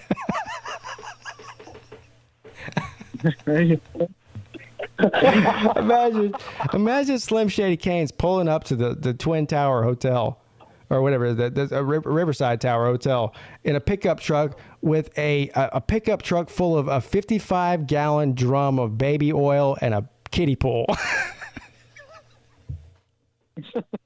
Sir, what are you doing here? I'm here for a good time. There you go. Yeah. Oh yeah, traveling fool's wife too. Yeah, she can get in on it. Yeah, look, there's a whole bunch of people that could benefit from that. But of course, most of my ideas are great, but most of them don't come to fruition, and I'm sure that's one of them that won't either. Welcome to my life. You know. That's why we drink. Yeah. Yeah. I believe in your ideas, Pete. Thank you. All of my ideas are great, but those are just ideas, you know. So, anyway. So are you going to do a Slob Olympics training video, Slim? As a matter of fact, I am. I've downloaded this app onto my phone that supposedly is good at doing it, and I'm going to sit down and get it figured out. I'm not going to do a costume reveal in my video, though. You're going to have to show up to the Slob Olympics to see my costume. Okay. But, yes, I'm going to do the least athletic training video possible, 80s training montage style. Sounds good. We get all Steven Spielberg in this bitch. Well, I'm excited to see. I'm excited to see all of y'all. But well, I've only made one trash talking video ever, so I'm sure this is gonna be some kind of train wreck. So, I mean, it may be a whole lot of something to see. I don't know what that something will be, but it'll be something to see. That's all we need. Something. It doesn't matter what it is. Something. So it'll be a whole lot of something. I mean, did you see Mayhem Matt's video? That's something. I saw a few minutes of it here and there. I've had to bounce on and off because I've got, one 5-year-old bouncing off the walls like a retard and the other one just being a retard. Yeah. Welcome to dad life. But yeah, so it doesn't matter what it is. I applaud all the people that put out, Millis Vanillis has put out several videos already. Lou put out one tonight, which was amazing and fantastic. And I'm looking forward to seeing many, many more coming down the pipeline here over the next few weeks. Yeah, I've been sitting here working on it because we had a nice little ice storm here, so I've been stuck in the house. Nice. Ice. Yeah, I think I'm gonna do mine next week. You guys might get to see me in my. You know what? You might get to see me in my birthday suit. Oh hell. Yeah. I know, right? I mean, not totally. I can't get kicked off of YouTube or anything. But you might be able to see your boy in the shower. So, like a prison video. If Jerry Springer can stay on TV, you can stay on YouTube. Oh God. Just have a wholesome message at the end to bring it all together, and it's good. Right. All right, Slim, you're amazing and fantastic as always, sir. I appreciate it, sirs. Yes. I'll talk to you soon. All right, boss man. All right, brother. Be good. All right. Slim Shady Kane's checking in. ain't seen Slim in a minute. The ironic thing about Slim is he's not slim. Oh. Mm-hmm. He's slim thick. No comment. What's up? You're on with Peete and Tiger Baskins. How are we doing tonight, gentlemen? Ryan Henke in the house. What's up, buddy? Yeah, what's going on, buddy? No, I'm nothing. Just over here doing a call-in show, having some fun talking to my friends on the internet on Friday night like I normally do. It's been a nice evening listening to all you guys go back and forth. Yeah. Reading the chat. I still don't get how Tiger Baskins does it. How do you do a phone-in call at the same time, Tiger, actually read and talk with people in the chat? How do you do that? I've hired a stunt double, and he takes over the call. That's about it. Yeah, but I don't actually pay him. He's like the Brian Kelly of YouTube. He's a magician. Yeah, Brian Kelly. Yeah. Rub some salt in my wound, buddy. Thank you very much. Yeah, I have. Yeah, as you guys are starting to see, I don't feel that bad about him going. Like I said to you at the beginning of this, it was bittersweet. I was sorry to see a coach who would win 10, 11, 12 games a season, but the way he acted at Notre Dame, the constant infighting for AD. I don't pity it. I don't feel bad about it at all, Good. You pity the fool? Oh, I mean, come on, man. The guy's grinding on kids. What can I say about that? He's doing what now? He's at Notre Dame. You guys know that. And I'm curious, did y'all see the comment by Brent Venables about the whole situation with Riley and all that? No, I didn't, Tiger. Tell me what's up. I probably won't be able to tell you as good as Peete, but basically he was just kind of putting it out there, Yeah, you can kind of do what you want as far as getting players or getting whatever players you want, but saying that he was always taught to never, not bite the hand that feeds you type deal. Kind of talking about taking players from Oklahoma and, just, I don't know. It was kind of nice to see Brent already starting off with just a little fire under him. Like, because he seems like that coach. Like that, he's a badass. You talking about Brent Venables? Yeah. Basically, they were asking Brent in his press conference today, they were asking him about just the whole deal with, what do you think about Lincoln? And he's already taken like 7 or 8 players, and he's like, it is what it is almost. He can do what he wants. But I'm not hating on it. I'm not hating on it, but here's the thing though. Like, he took like 5 Clemson coaches with him, and he's now taken somewhere between 5 and 6 players that he said he wasn't going to sign originally. Who is this? Venables? Yes. Ooh, doing you dirty. He's doing a little bit dirty, but look, I'm not hating the game. Look, I mean, it is what it is, right? I mean, this is the thing, man. Like, Brent Venables was at Clemson for 10 years. And he was a major recruiter on defense. And so a lot of these players, they want to come play for Brent Venables, and they're the guy that he talks to for, 2 or 3 years on a daily basis or on a weekly basis or whatever it is. I get it, man. Like, they want to go. Look, you want to go play for Brent Venables and he's not at Clemson, you go to Oklahoma. It's not like they're going to South Carolina. It's not like they're going to fucking Kansas State. All right, they're going to Oklahoma. So I get it.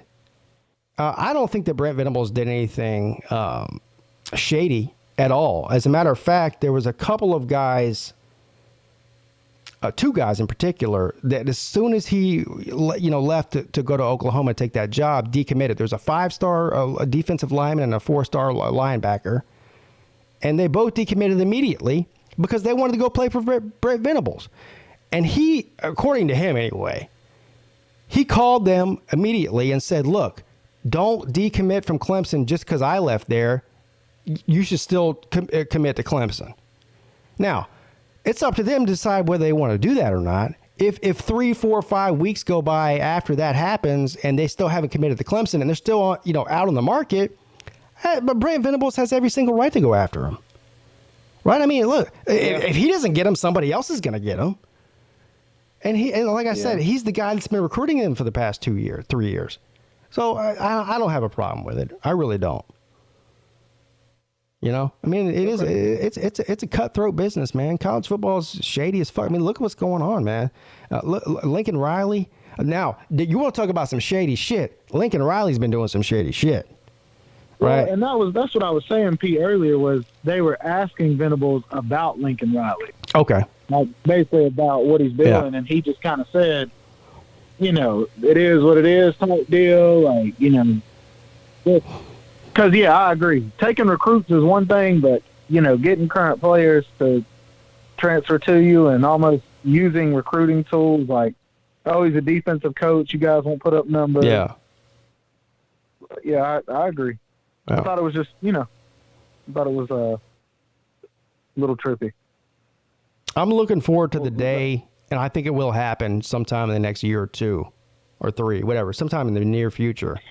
There will be a situation where Clemson plays Oklahoma, most likely in a playoff game of some sort. And that's going to be one of the most highly rated football games that anybody's going to watch. I'm just telling you. I mean, just imagine the build-up going into that. Dabo Swinney versus Brent Venables, Oklahoma versus Clemson in the postseason. It's going to be great shit talking going on between the two fan bases. And this is the other thing about Oklahoma fans. No, like we all see Oklahoma fans all over the internet, right? Or at least I do, because I have a YouTube channel. Nobody in Oklahoma's fan base gave 2 shits or a fuck about Brent Venables until 3 months ago. Nobody. And now he's he's the best coach in the history of football because they hired him and he used to coach there. They ran this motherfucker off. Imagine you're the defensive coordinator at Oklahoma, a blue blood program. You get run off. Dabo Swinney, who at the time was a nobody in college football, comes and steals you away and wins several national championships with Brent Venables on defense. And the Oklahoma fans are sitting around there scratching their ass like an orangutan, and then they go, but now Brent Venables is the greatest coach in the history of football. Not Dabo Swinney. Brent Venables. And Dabo wasn't. I'm sorry. Go ahead. No, go ahead. You go ahead. I'm done with my rant. I was going to say, and Dabo wasn't even like an OC. He was the wide receivers coach, right? And yes. He became your head coach, and he still took all the legions down like it was nothing. He cut through them like a knife, like a hot knife through butter. I still believe in Dabo. Dabo is an excellent coach with an excellent reputation and a great. Let me tell you what Dabo Swinney is. Attitude. This is why he's great. He is a CEO. Okay, he is like Saban, a lot like Saban. In that way, he knows how to surround himself with the best coaches in the country, the best players. He just. I don't know. Some coaches have a knack for this. Some coaches don't. Like he can go out and find that diamond in the rough, like Brent Venables at Oklahoma, right? Like Chad Morris. When he brought Chad Morris in, Chad Morris was coaching high school football in Texas, and he turned Clemson into the number 1 offense in the country under Chad Morris. Yep. So look, going out and getting Nick Eason from Auburn. Which, of course, Nick Eason's a former Clemson player, but still, defensive line coach, defensive tackle coach, really, I'm going to go ahead and tell you right now, they can call him the defensive tackles coach all they want. He's the defensive line coach. And a couple of recruits that we got in the past week were directly from Nick Eason, a 4-star defensive lineman that nobody thought was coming to Clemson is coming there because of Nick Eason. Dabo Swinney has a knack and a gift to hire coaches to make him look more successful. And it's worked, and it's going to continue to work. I don't care who you put in there. Dabo Swinney will find a way to make it happen. Period. I agree. No, I agree. Yeah, this is a fact. He's got the track record. He's got the track record for sure. So. Of course he does. That's his best attribute. I mean, really. And that's what a head coach should be, you know. I mean, we saw a couple of years ago Gus Malzahn, and we see this with Chip Kelly too. And there's nothing wrong with this. I mean, there's more than one way to skin a cat. Don't get me wrong. But, like, they're really involved with the play calling and you know, everything that's happening in game. And Dabo Swinney is, you know, he's on top of that too. But his main focus is, let me hire the best guys. Let them coach them up. And I'll let them do their job, and I'll just sort of oversee it. That's his deal. Yeah. And I think that's a formula for success. And I think Saban's the same way. I mean, I know Saban's supposed to be some sort of defensive mastermind, and I'm sure he, you know, behind the scenes, he's very involved in the defense at Alabama and everything else. But I think that Saban does the same thing. He hires these coaches, lets them coach, and you know, he might, you know, throw in the overruling there during a game if he has to. But at the end of the day, Saban's just sitting back watching these guys do, overseeing what his coaches do. He's not really micromanaging them. Yeah. You know. Well, and I think that's the part of being a good coach. Yeah. Is not micromanaging. And Kirby, he even said that at the championship, whenever we had the whole meeting and the parade and all that. He just kind of talked about one of the things he did best this year was, you know, last year kind of took it personal that he did micromanage and that he could let his guys, you know, coach a little more. And he said, and it turned out to work for the better for everybody. And same thing with Jim Harbaugh. It's really neat to hear coaches be humble. Yeah, Jim Harbaugh did the same thing. They said, what's the difference? They asked Jim Harbaugh, which I think Jim Harbaugh's a weirdo, don't get me wrong. But he's still a great football coach. I mean, nobody can deny that. He's been successful at the college level. He's been successful at the NFL level. I mean, the guy knows what he's doing. Yeah. But he's a weirdo. But anyway, they asked, what's the difference between this year's Michigan team that was, you know, won the Big Ten, beat Ohio State, and the years previous? And he said the exact same thing. He goes, look, I let the coaches do their thing. I stayed out of it. I let the players run the team instead of the coaches run the team. You know, a player-led team is always more dangerous than a coach-led team. And we saw the results of that. And so, you know, I just believe that the best teams from year to year are led by the players and the assistant coaches, and the head coach is just sort of there to facilitate everything, not to dictate everything. Yeah. You know. Mm-hmm. So. Oh, that's true. Yeah. We had a really good. I couldn't agree more. We just had a really good film session right there, huh? Yeah. Yep. All right, buddies. Well, before I let you go, I just wanted to say thanks again for talking tonight. And, hey, it was great to talk to you guys. Baskins, again, I don't know how you were able to text and talk at the same time. That's a skill. He's a magician, this guy. He's definitely a magician. Also, just wanted to give a heads up to Jeff Webster in the chat. I know you don't like it when I'm talking, but hey, still love you, buddy. Yeah, guess what? Right. I'll go ahead and give you a piece of advice. Thank you, Ryan, but nobody gives a fuck what Jeff Webster thinks. Okay? Thank you. All right. I mean, I don't think I've ever seen it. Maybe Celine Driver is the only one that complains more than Jeff Webster about what I'm doing. When I play intro music, he complains. He complains about the callers. He's always complaining about something. Well, and I got to say this, because I've been quiet about it. I wasn't going to say nothing, but he's the first one to complain. But I kid you not, this man got on Big Stream today and goes, well, I know nobody cares to hear this, but the NHL is doing the trick shots and who can hit the hardest. And I'm like, what the fuck? I love Jeff Webster, but I could do without the constant complaining about my whatever I'm doing, callers, this and that. Look, Jeff, listen. I know you're listening. If you want to have a call-in show and have interesting people on, go ahead and do it. It's not hard. Believe me, if I can do it, anybody can do it. But I'm doing a show here, bro. You know this. Speaking of interesting callers. I can just... what's up, you're on with Pete and Tiger Baskin? Oh, my bad. What's up, boys? What's Ballard. How y'all doing? Ballard. Yeah, Maybe Jeff Webster was right. What's up, Ballard? Yeah, man. What's up, Ballard? I'm going to call in. I've only been listening to the show. I've been on hold for like 40 minutes. But I might have missed 40 the beginning minutes. Of the stream, but, 53 minutes. I want to get y'all's thoughts about, first off, I mean, you got to congratulate him. But did y'all hear the comments from Jimbo Fisher about his recruiting class with everyone trying to... Well, you just got done saying you were been on hold for 40 minutes. So in the past 40 minutes, I've literally talked about that exact subject. So what were you doing on hold other than not listening to the show?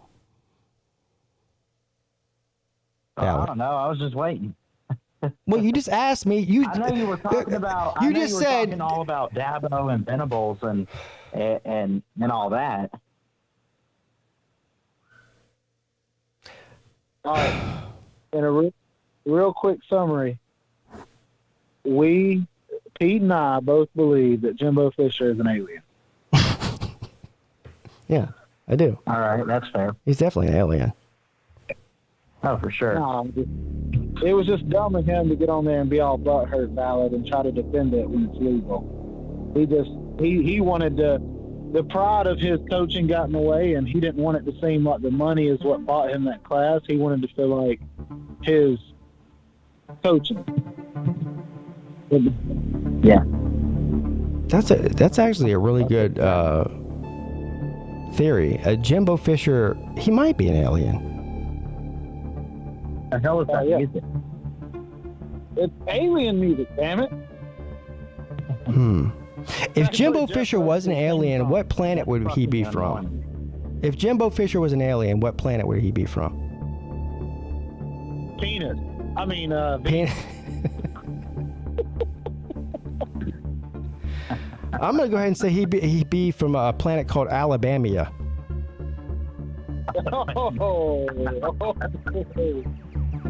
Damn. It's uninhabited by intelligent life, Alabama.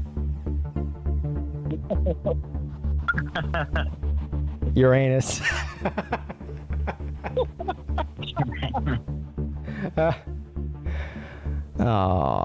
What's up, Ballard? Not much, man. I must have missed part of the show where you were talking about all that. I mean, well, no, you didn't miss it. You said you've been. Look, I'm looking at my screen right now. It says you've been on hold for 55 minutes, and during the last 55 minutes, I've talked about this specifically. So I don't know what you were listening to, but I talked about it. Here's my thoughts on the Jimbo situation. Uh-huh. I do think he's a great coach. I think that he is building a great program. And the only thing I would say is that when I heard his press conference, I don't think he bought this class, but I do think he was a little bit aggressive and defensive towards the media. Like he snapped too quick, like he was trying to. So when Nick Saban, who is known to snap at the media on a daily basis, does it, it's all good. But when Jimbo Fisher does it, I never said not a good look, but... right? I mean, look, Nick Saban cries. How did Dabo Swinney get the label of being a crybaby? Nobody cries more than Nick Saban. But when Nick Saban does it, it's all good, and they go, "Oh, he's the GOAT." I never said Nick that. Saban, he's the greatest. He cares about his players. Well, But when Dabo Swinney says the same shit, everyone goes, "Oh, look at Dabo crying again." Shut up. Oh, fucking joke, man. Listen, what happened in 2018 when y'all beat us in the title and y'all wanted to cry like nobody thought you were a great team all year? People wanted to doubt you. Who on planet Earth was crying about beating Alabama 44-16? Nobody. ACC, son.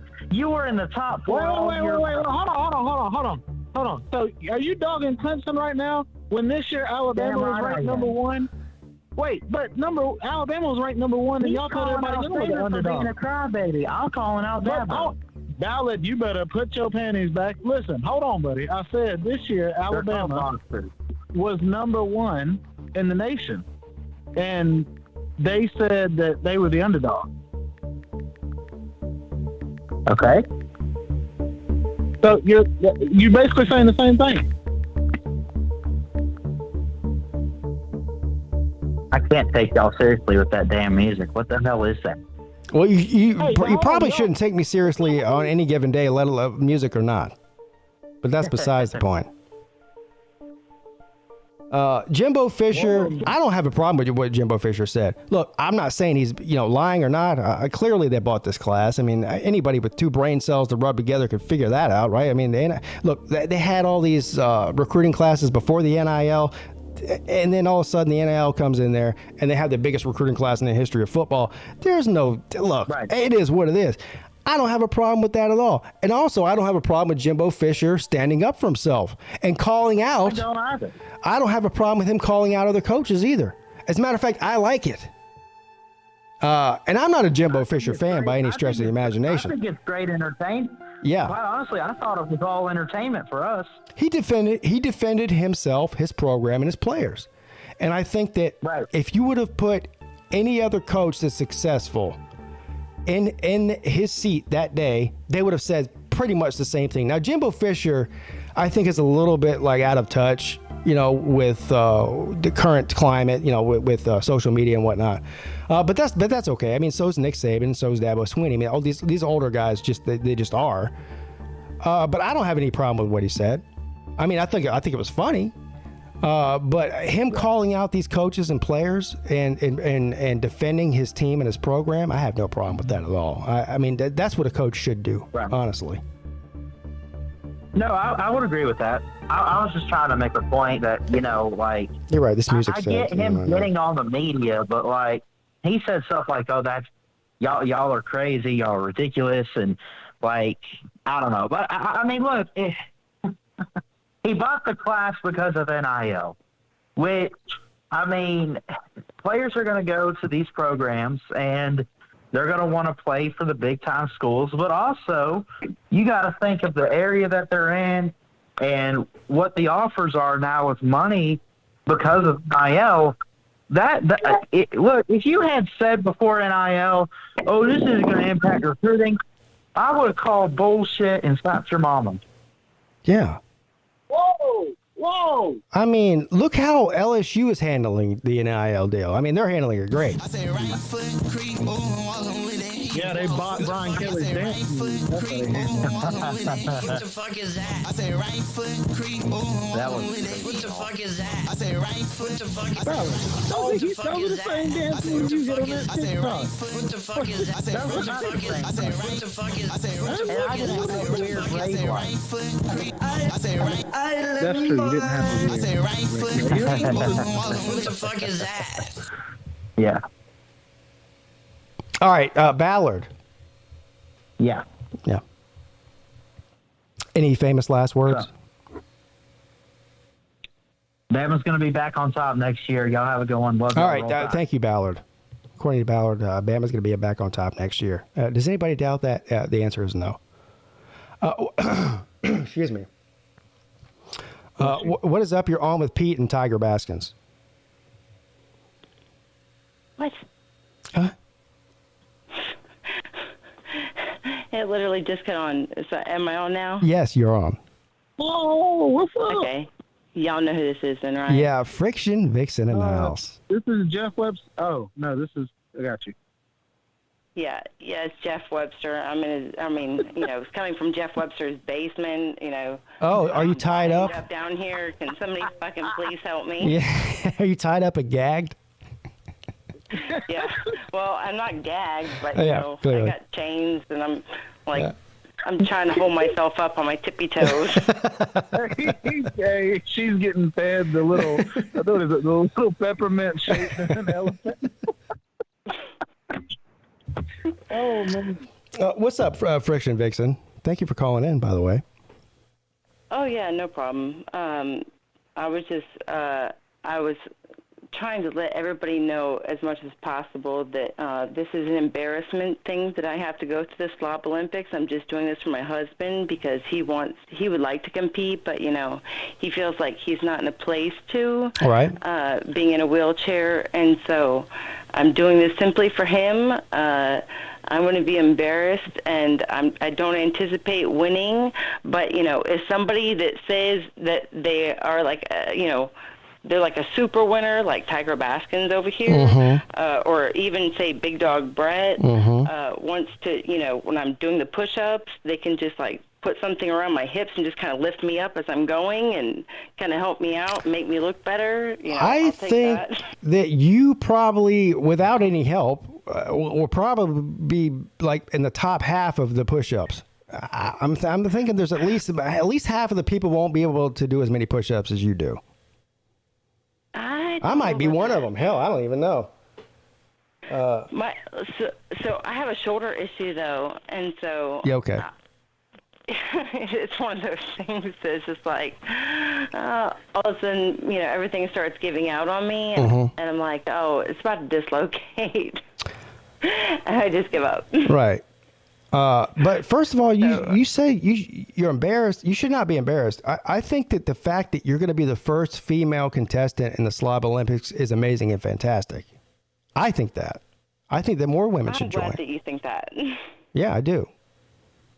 To be honest with you, I wish Mrs. Peete or BA or TK or anybody else would like to compete with me. Just so I didn't feel so singled out. But at the same time, I guess I got bigger balls than. Yes. See, there you go. Yeah. She's got bigger balls than the rest of these women.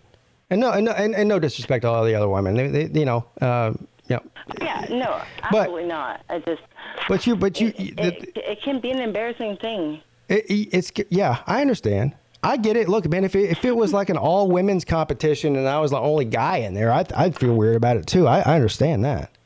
But you got big balls. You have mentioned though about the what T-shirt contests, and jumping jacks, and I have a little baby trampoline. I know that you guys would probably love if I brought that and everything. Yeah. And I don't. Not that I don't feel confident in that area, but I know how other women would feel really confident in that area that are coming to the Slob Olympics. But I do tell you, if Slim Shady brought some, 5-gallon thing of baby oil and a little baby pool, I think I might throw down and take first. Yes. Slim, are you still in here? I don't know about the other stuff, Can we make this happen? I don't want to subject myself to that, but I would definitely do that, and I'll throw some. Look, Friction Vixen, say no more, fam. Slim Shady, are you listening? We have at least one female contestant that's willing to throw down on the 5-gallon baby oil drum and the kiddie pool. I'm here for it. I think that we need to do that. I think we need to do that. The question is Friction Vixen going to be the lone champion because no other women have the balls to get in a kiddie pool with her with baby oil? That's the real question. Well, if we're talking entertainment, I would say Friction versus Chest Hall.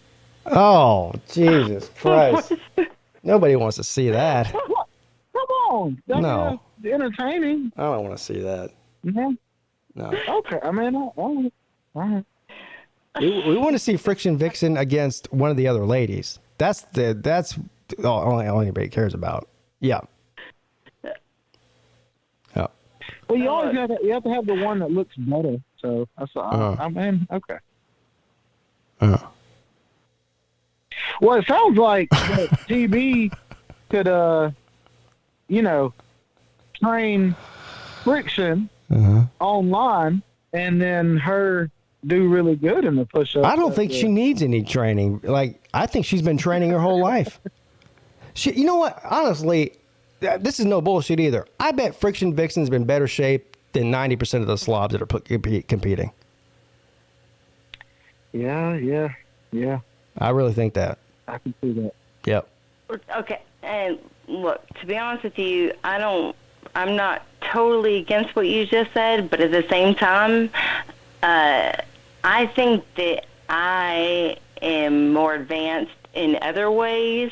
Like when it comes to push-ups and running, I have bad knees, I have a bad shoulder, and so, I will fail in those departments. Now, if it came to I brought some axes out there, I brought some wood, we sat there and we split, for a good 20 minutes, see who had the most to give it into it. I could totally take you out. Yeah. If we had a plumbing problem, I could totally fix it before you can.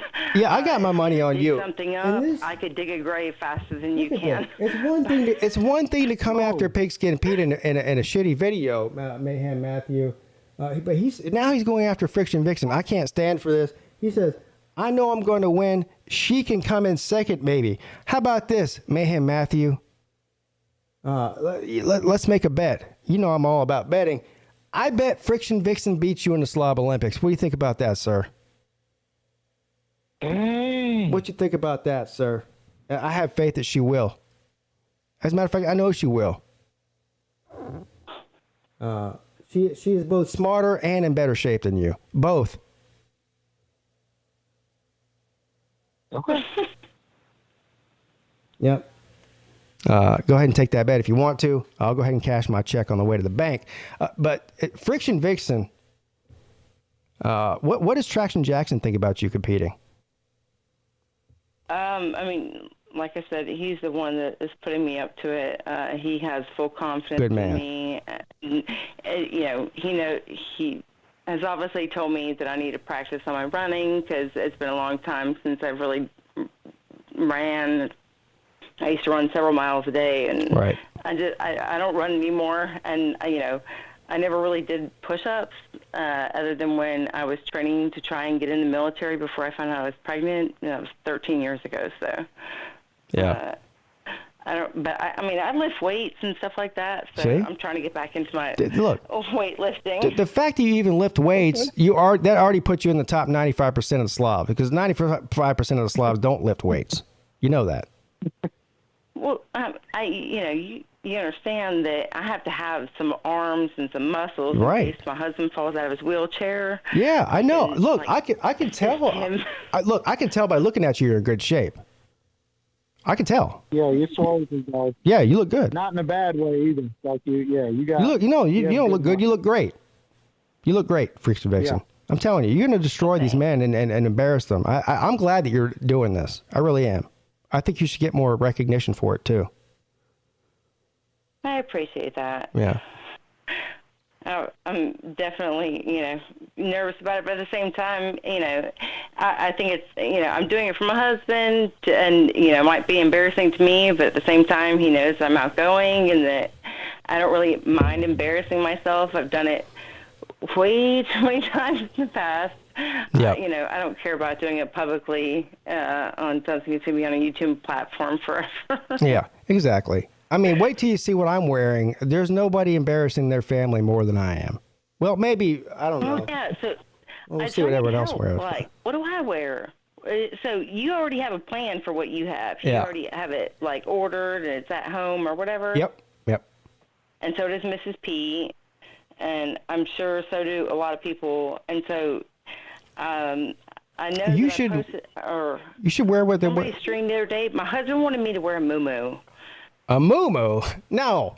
A muumuu. No. And when he looked him up, he found one that had an open top of the butt cheek area. Okay, I like that. I don't know. I'm trying to picture this. Hold on. Let's see. A muumuu. Let's see if I can find this online. Find anything online these days. A muumuu with an open butt cheek. Muumuu.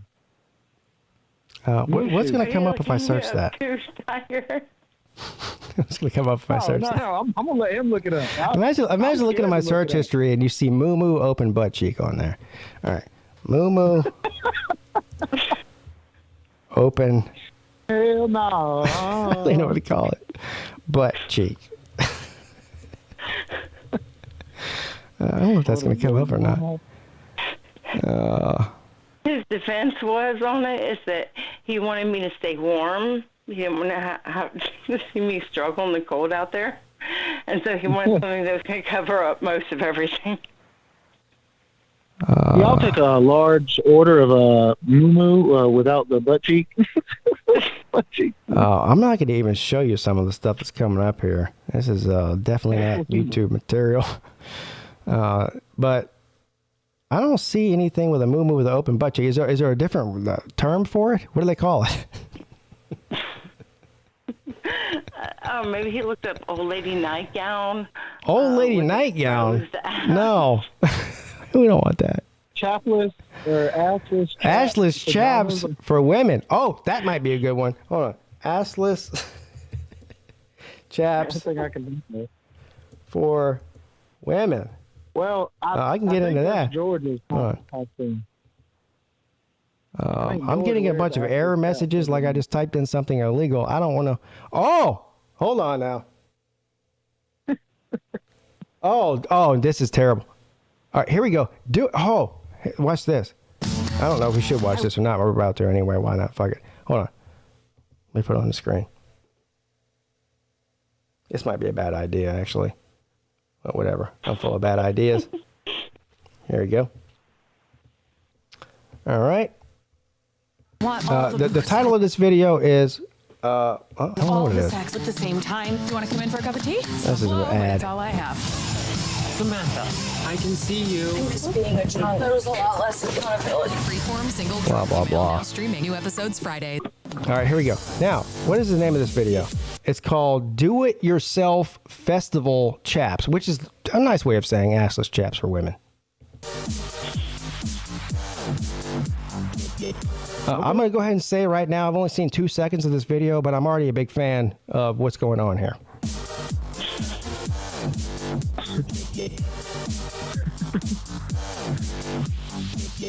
Hey, what's up, you So guys? she's more like the lady off Resident Evil. How I basically. DIY.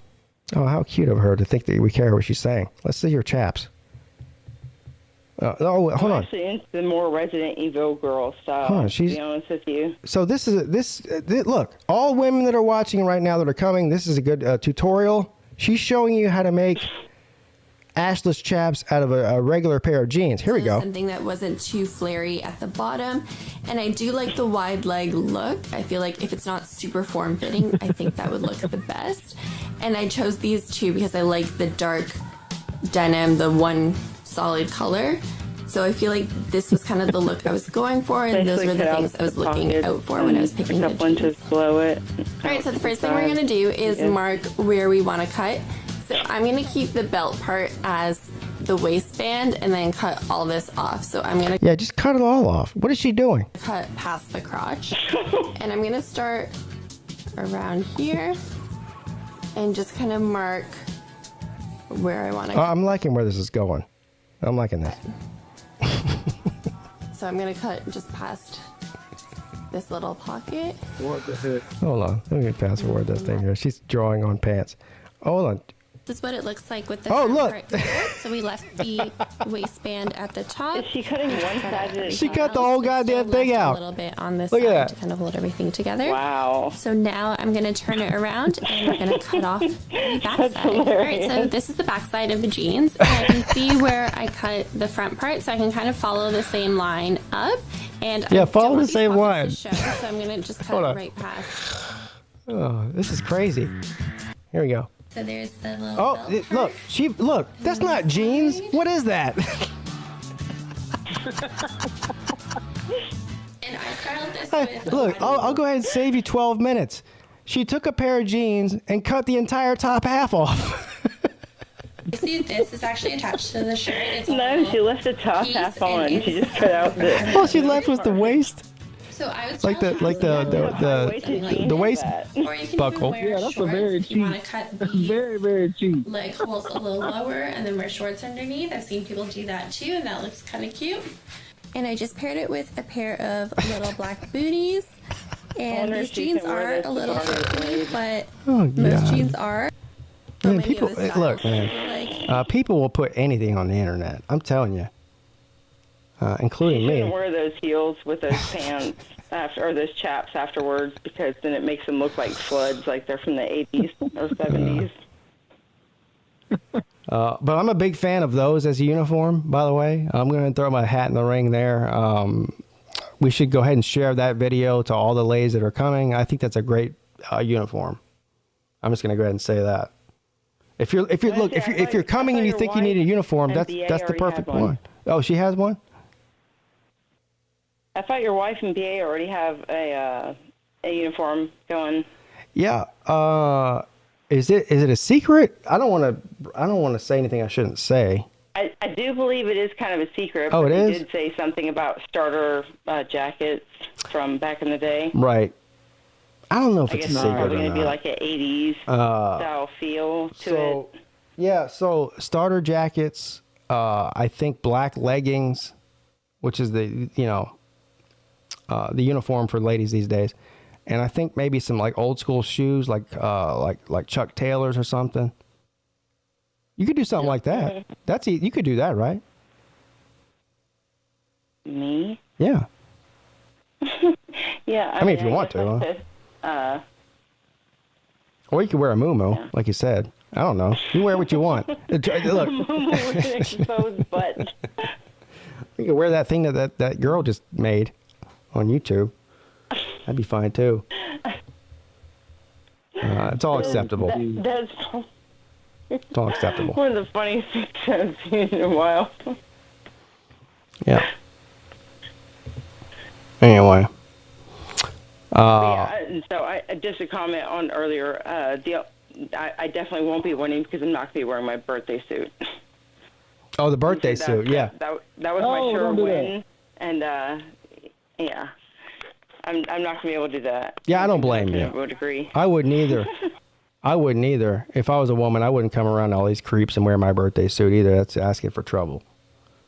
For sure. Depending on how many points especially I want, Nate. I mean, Especially Nate. God, Say Nate. Nate would lose his shit. Nate would lose his shit. Nate would go to jail. He would. He'd get his ass beat by friction, cop in the field or something. He'd probably whisper something in her ear like, "You ever seen a hammer?" Hey, do you guys realize what? So Nate's coming down there with his mom and his grandmother apparently. Do you think that they know what they're in store for? I asked the same thing earlier. I hope they do. Same thing on Uncle Lou's show. Yeah. I said, because Nate came on there earlier too, and I said, is your mom and your grandma like? Are they really in store for what you're trying to do? And Right. you're trying to bust out the hammer at the mouse's ear? And I didn't get a response. I can only imagine. Nate, Like I said earlier, what are you doing? if at some point on Saturday night, the 12th, Pigskin Pete and Nate go missing for 2 hours, somewhere between 11 and 1 a.m., you guys know where we're at. Well, I'm just going to go ahead and say that. So Traction Jackson and I were trying to figure out what vehicle we were going to come in, and we were trying to figure out if Vic and Nate were going to come to the Mouse's Ear with us one night, and then we would bring our handicap accessible truck. Yeah, there you go. This See? wheelchair accessible that we could load Vic's wheelchair up into as well, and he can get in there. Yeah.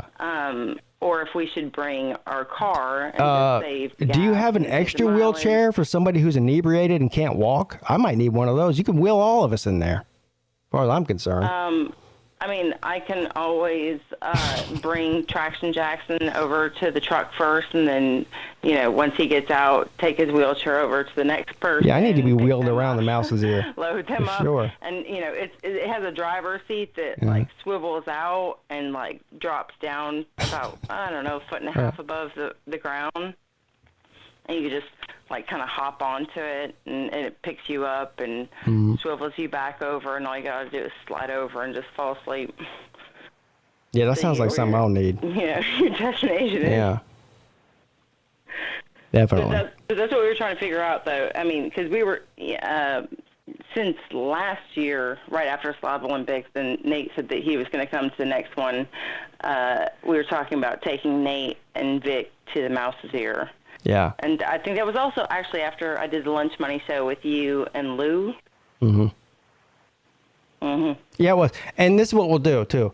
If it does come down to that, I don't know about the Mouses there, but it's got to be some other fine establishment down there in Pigeon Forge, Tennessee.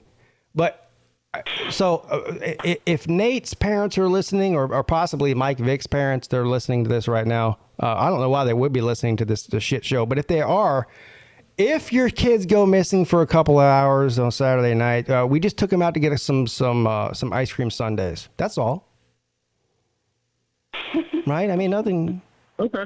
Yeah, I mean, maybe took them out for some ice cream. Split. You know? Yeah. Maybe some banana split. Banana splits, yeah. Some chocolate cake. Yeah. Chocolate peanut butter hammer. Whoa. Yeah, right. No problem. Specifically speaking of Nate. Oh, man. Yeah. It's Oh. All right, Friction Vixen. Of course, you know I love you, and no disrespect to Traction Jackson. I love Traction Jackson too, but you know I love you. Yeah. All right. All right. Well, you guys have a good night. You too. Have a good one. See you, Friction. Thank you. All right. Bye. Friction Vixen checking in. You know, Traveling does have a good point. He said, took him out for cheesecake. That is a very cheesecake. good point. I don't know if I want cheesecake. They believe it. Cheese is a bad No, but connotation when they it would comes to that believe kind of thing. He went out for cheesecake. Oh, he went out for cheesecake. They All would right. believe that. Yeah. Yes. Cream cheesecake. Creamed cheesecake. All right. What's up? You're on with Pete and Tiger Baskins. Hey, TB, Pete, how you guys doing tonight? What's up, buddy? How you doing? What's up, big dog? Not much. Who'd you say, TB? So what's up, big dog? Not much. Hey, I got a suggestion or request. You guys are still trying to figure out what you guys could wear for the Slob Olympics. I'm not trying to figure it out. I already know. Okay. He's not. TB, have you figured it out yet? Yes. No. Okay. You haven't. I was going to say, I would dare you or Pete, whoever wants to do this, and dress up like Richard Simmons, I would have donated $50 to a charity of your guys' choice. If you guys got the... Well, go ahead and donate it to my charity, because that's pretty much what I'm doing. Yeah. I mean, okay. It's going to be pretty damn close to that. Yeah. All right. Hey, Pete, can you just see it? Yeah. The charity of my choice, by the way, is Nate's Mouse's Ear Fund. So you can go ahead and go donate to that. Nate's Mouse? No, I'm serious. I'm too. I mean, look, I'm always serious. I don't play around What here. kind of organization is it, Pete? Huh? It's called Nate's Mouse's Ear Fund. .org. Nate's Mouse's Ear.org. Does that make it a charity if you put .org behind it? Yeah. No, I'm pretty sure it does. Like that. I didn't know if there was an organization you or Mrs. Pete kind of was involved with. Okay, so if you I'll quit joking with you. If you want to donate anything to anybody, do it to the. We donate to the Innocence Project, which is an organization of a group of lawyers that work for free to free innocent people from prison, and I believe in that wholeheartedly. I love the charity. I love the people that run it. And it's worth every single penny as far as I'm concerned. If I could donate everything that I ever made in my entire life to that organization, I would. Okay, but I'm going to have to see pictures of it before it's done. No, I'm not doubting it. I just got to see stuff during the Slob Olympics and stuff because it'll be done next month after the Slob Olympics. Okay. All right. Okay. That's good. Guys, I love you like you're my little brothers, man. Have a great weekend. Yeah. Thank you. He said we're his little brothers, though. Yeah, no. I'm an only child. No. But thank you. Yeah. Okay. What's up? You're on with Pete and Tiger Baskins. Yo, yo, yo. Yo, yo, yo, yo, yo. What's up, traveling fools in the house? Nah, just sitting there listening to the most underrated college football show on all of YouTube. Indeed. Thank you. I'm thinking there must be like a full moon out tonight or something with these calls coming in. No, I think it's just probably a normal night on here. Look, I'm this show is a circus, and I'm the ringleader of it, apparently. Yeah, it's sounding like it tonight. I mean, yeah. We started off with Mayhem Matthew. I mean, that was kind of a brutal beatdown, Pete. I'm thinking I just really wanted to call and make sure you'd recovered. Yeah, I've recovered emotionally. I mean, yeah, I'm so hurt. I don't know what I'm going to do. I'm have to cry myself to sleep tonight. I think probably. Well, yeah, you know, if you need a shoulder to cry on, don't call me. I won't. What's up, Tiger? So what do you think about, so Friction Vixen said that she was all for bringing a fight. Wait, no, who said that? Who said they were going to bring that? There was a Slim Shady? No, I think it was Slim. Yeah, Slim said he would bring a 5-gallon drum of baby oil and a kiddie pool. And Friction Vixen, who, according to her, is going to be the first female contestant in the Slob Olympics history, said that she would be down to execute that plan. Now, question is, how many other women that are coming would be down to execute that plan? I'm guessing 0. Friction Vixen's the only woman that's got any balls around here. I'm calling you all out, ladies. What about Mrs. Traveling Fools? I can pass the word on, but just knowing her ethnicity, I'm just going to go on ahead and put it out there. She is a ninja. Yeah, so she might win. As a matter of fact, if there was that disappearing thing, if there was a baby oil, kiddie pool contest between the ladies, I think I might put my money on Mrs. Traveling Fools. I think I might, or my own wife. She's pretty scrappy too. I'm not sure about that. Yeah, but that would be something to see, though. I think if we did this, there'd be a lot of money going on all of them. Yeah, I'm telling you. Like I said, if there was a wet T-shirt contest or one of those other things, it would break the internet. It would break the internet. It'd probably break a lot of people's spirits too. Hell, I'd give him a pat on the back. Hell, I'm proud of my boy Nate. Oh, geez. So y'all keep talking about the mouses here. Is this like a serious endeavor that's going to happen? Oh, I don't know. Hell, I don't know. Yeah. Nothing I say is serious. I honestly think it's like 45 minutes away, I think. Oh, is it? I don't even know. So, see, there you go. I don't know. I'm just talking shit. I have no idea. Okay. I was just giving that heads up. But it would be funny, though. I mean, imagine taking Mike Vick and Nate the Great to well, not just the Mouse's Ear, but any establishment with the same intent. Would be amazing and fantastic. I mean, let's be real. Would it not? Yeah, unfortunately, I don't think there's any there. Oh, there's not. Okay. But no, I think Dolly Parton scorns on that or something. Right. She's the only one allowed to boast them things up there. I don't know. I feel like there probably is somewhere around there, and I don't know. We'll see. Yeah, we'll see on that. We'll see. So yeah, Lou's training video was pretty funny. Yes, it was great. I'm still waiting on yours. I've actually been putting some thought into mine, but these people, I agree with you. With these people, they sit there and they talk all this smack, and they don't really know what it's like to be a Slob Olympian yet. Right. I agree, I agree completely. Yeah, I agree. And they talk is cheap. I mean, I literally watched one last night. I watched this video last night. And it was this training video. And, I mean, there's this guy, and he's kind of a big guy. It looks like he needs to lose a little bit of weight or something. But, I mean, he's surrounded by workout equipment. And I mean, the guy literally sits there and does like 53 girl push-ups. And I mean, I was astonished. I was astonished by it. I was like, and I was pretty impressed too. I mean, it was like, I don't know, Pete, if you saw this one or not, dude. I did see it. I'm not sure who the guy was. I saw it. I was just Googling Slob Olympics stuff. And I mean, there's this guy down there and he's surrounded, he's lift curling. He's like, well, it looks like about 25 pounds or something, curling this weight. And then he gets down there on the ground and times himself and does all this and does like 53 girl push-ups. And I mean, that's kind of impressive, I guess. And, you know, so I think Friction should be allowed to do those as well. I'm just throwing that out there. Thanks, bro.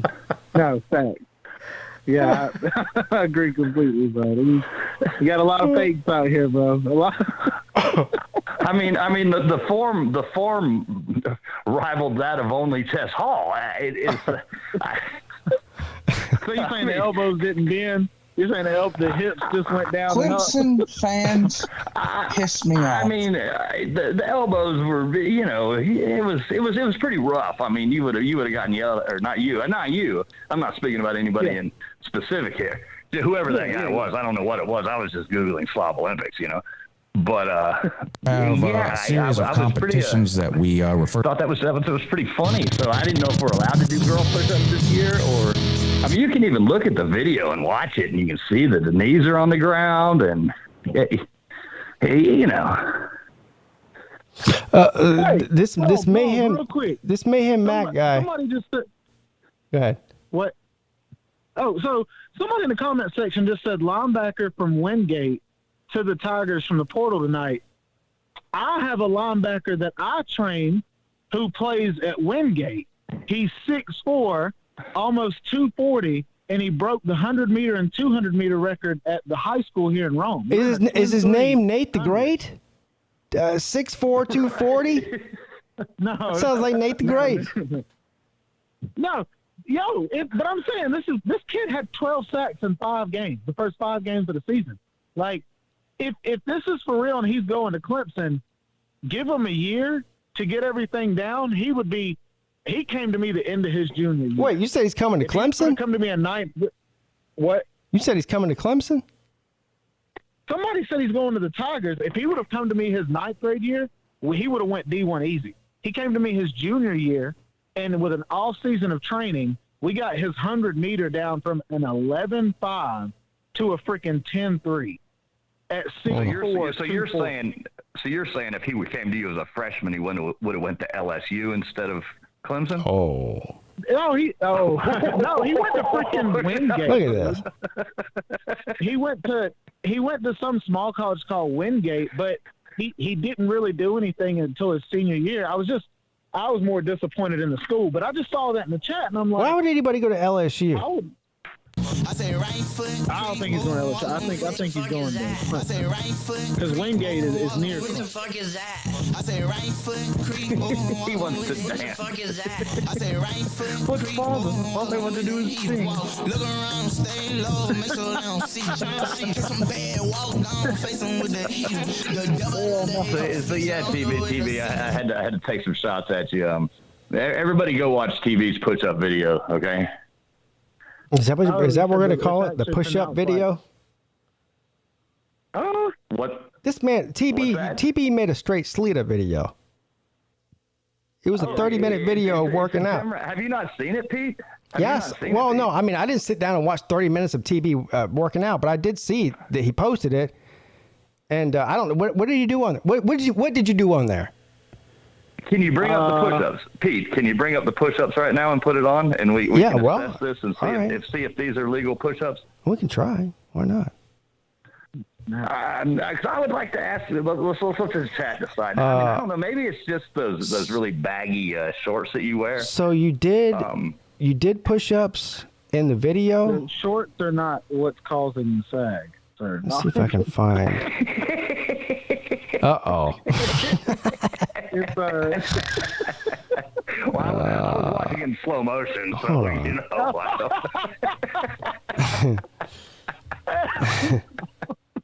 Tiger Baskins. I'll tape it next time. But, oh, here it is. It's the first video. You got to tuck, man. It's the first video that comes up. Quick workout with Tiger Baskins. Quick workout, 19 minutes and 44 seconds long. No. It's the how many push-ups can TB do? Oh, is that? Oh, push-ups on the video. Oh, well, it shit. says Slob on the cover. It does? It just says Slob. All right, hold on. Well, come on now. Might have to go to my page there, buddy. How come I don't see it? I see what? Sir. Click the videos. Not yeah, I am. Oh, here it is. Yeah. How many push-ups can do in 1 minute? Okay, hold on. Is that what it is? This was my first attempt. Is that it? How many push-ups can I do in 1 minute? All right, hold on. Let me put it on the screen. I'll find the. Oh, now, I want the rating. Is this how we get to do push-ups? Because I might be able to do at least 45 of these. I mean, girl push-ups are look. This looks like Jeff Webster's basement, except that Jeff Webster's basement doesn't have any windows in it. But other than that, Pete, go to 4 minutes and 57 seconds. 4 minutes? The hell, the video is only 7 minutes long. No, 4 minutes and 56. Nope. Nope. Yeah. Why are you telling me to go to that timestamp? Is that when the push-ups start? Yes, sir. Okay. All right. What is it? 4 minutes and what? Why do you have 3 minutes of you not doing push-ups on the push-up video? Hold on. I was waiting on people to jump on. It's a live show. Okay. All right, here we go. We can do it in a minute. What up, Christopher? Here we go. I mean, now compare this to Lou's Fat Man push-ups earlier. All right. Chris, I don't know if you saw it, but we're about to see. Okay, we'll see. We're going to do our first attempt at how many push-ups can we do in a minute. Me just sitting there. This is like a Sleeta video if Sleeta was talented and good looking.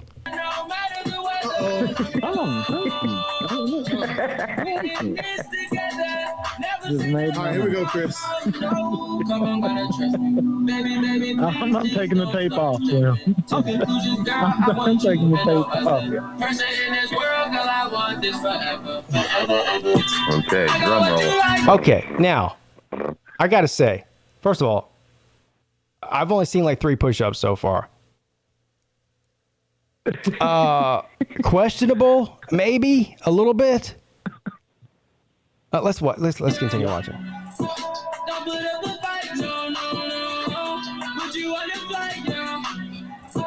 So you said the other day, Tiger Baskins, that you could do 60-something push-ups in a minute, which is more than 1 per second. Is this what you're talking about? 56 on this one. 56. Okay.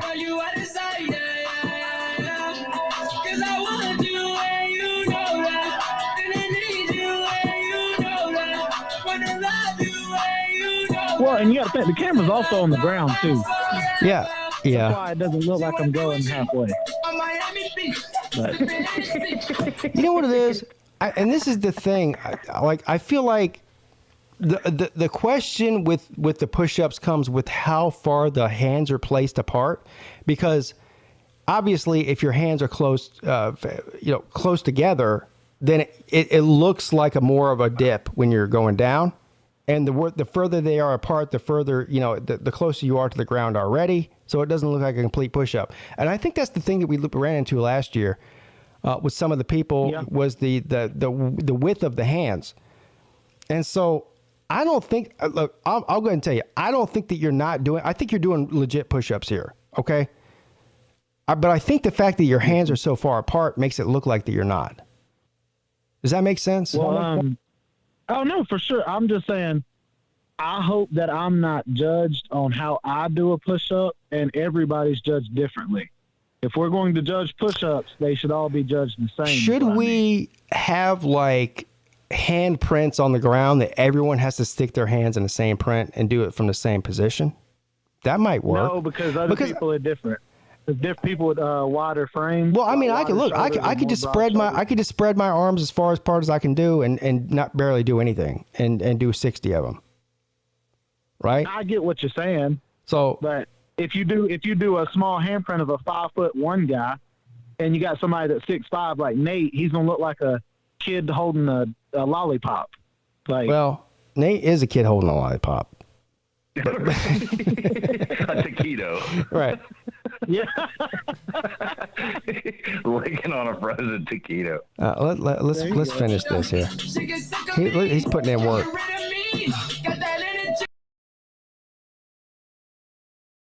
Dog me, I'm trying to do push-ups the way I saw they were done on the Slob Olympics.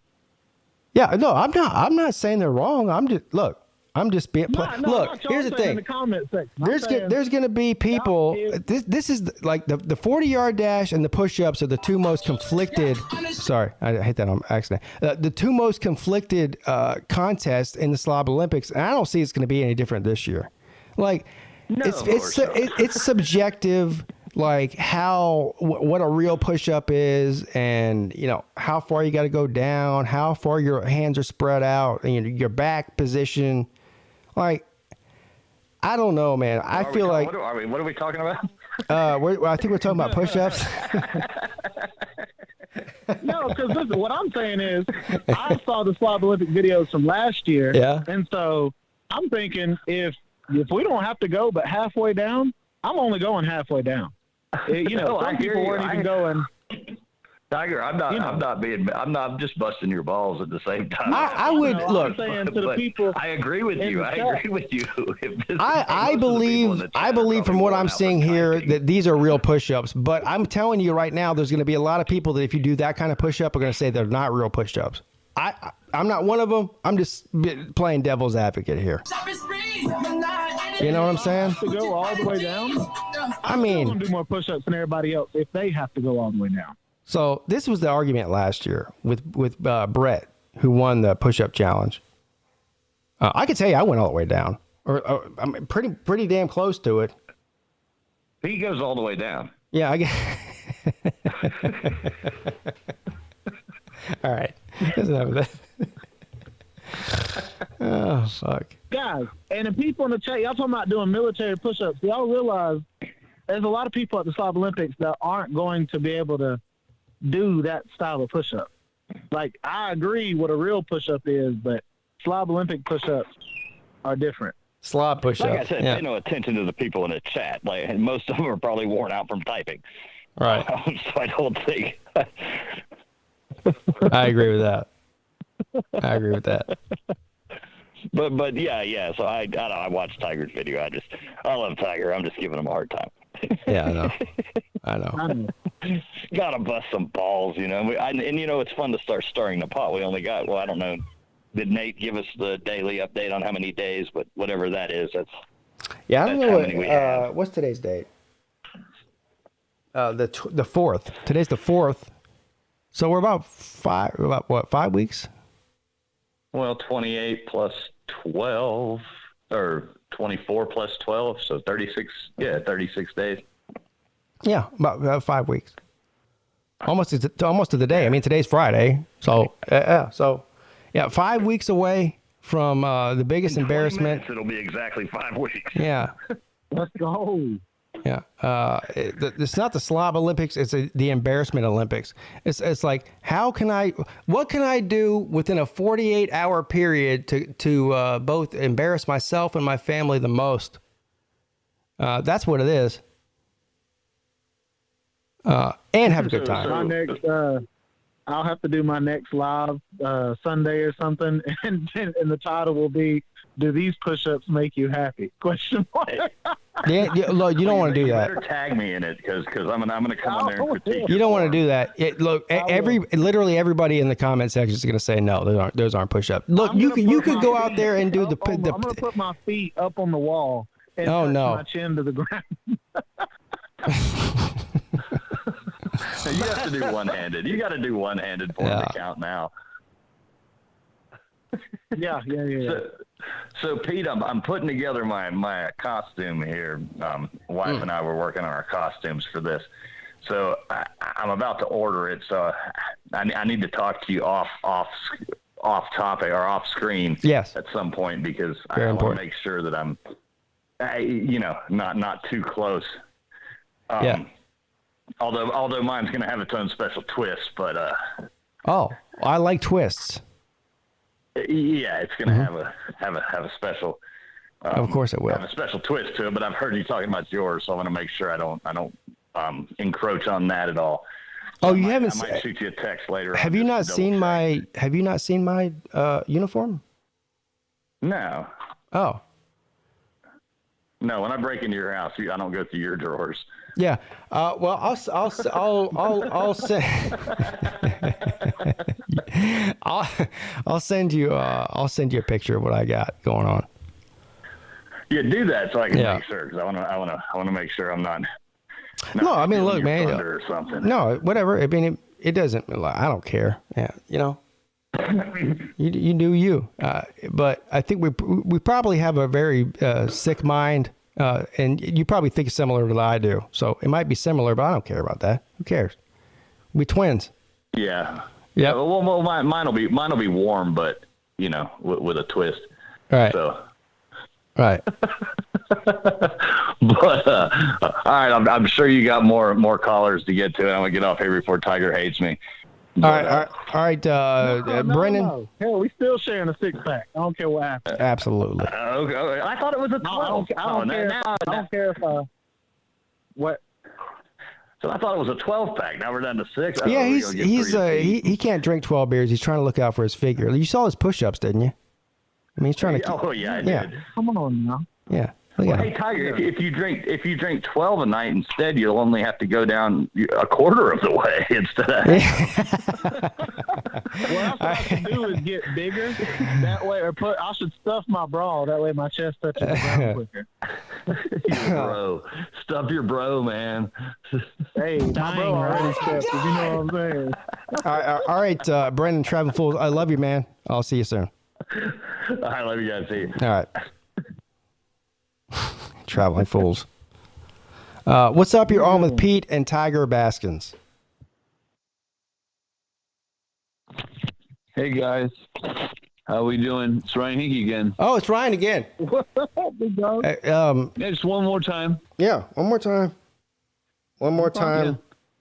Yeah, hey, for the fans. Hey, Tiger, do your best, buddy.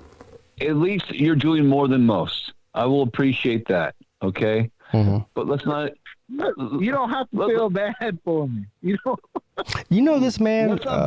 This man Don't Ryan. bullshit yourselves. He runs. If you had done that, 10 miles a day. If you had done that in my weight training class when I was in high school, my football coach would have kicked me in the freaking stomach. But if my I'm just kids saying. that I trained, if the kids that I trained did push-ups like that, I'd kick them in the stomach. But no, you're supposed to throw your leg over the other leg and go all the way down on the press. You remember the press that they would throw down on the ground that had the two looking pipe things that would come up, and you had to go all the way up and all the way down on? Yeah, that's what we had to do back in the early 90s. Why do you? What's the obsession with kicking people in their stomach? Y'all had the Slob Olympics. You guys kick me in the stomach, I'm gonna 90s? fucking break your nose. I don't play the stomach bullshit. I'm gonna go right for the nose. Why would you kick somebody in their stomach? I don't blame you, buddy. Pete's right. Yeah, I know I am. I'm always right. Go for the nose. I'm always right. If we were doing a real push-up competition, I still would win. But if watching the Slob Olympics last year and seeing what people got away with, if you go down barely halfway, they're gonna count it. I think that I was there in person. I saw the push-ups last year. I think that most of them were legit. I mean, there might have been a couple of questionable ones from certain people, but you got to think about the, it's not. Look, we're not real Olympians. We're slobs. That's why it's called the Slob Olympics. So you're going to see some slobby shit going on. Yeah. Yeah, but you guys remember that, right? You guys remember the board that they used to do in weight training class when we were in high school, where it was a block and they had the two pipes that we would have to hold on to. Right. It would stick up out of the ground, and we had to actually go all the way down and all the way up, and we had to put one leg over the other while we but did it. I think I know what he's talking about. Basically, like your chest would, because it's elevated off the ground, your chest would go below it. Right. Yeah. Yeah, exactly. So, hey, more power to you, Tiger. At least you're in more shape than about 90% of our freaking country. But God bless you, brother. I appreciate that. Yeah, he's young. That you're at least doing more than most. Look, he doesn't need any. Look, Tiger Baskins, young, strapping young man.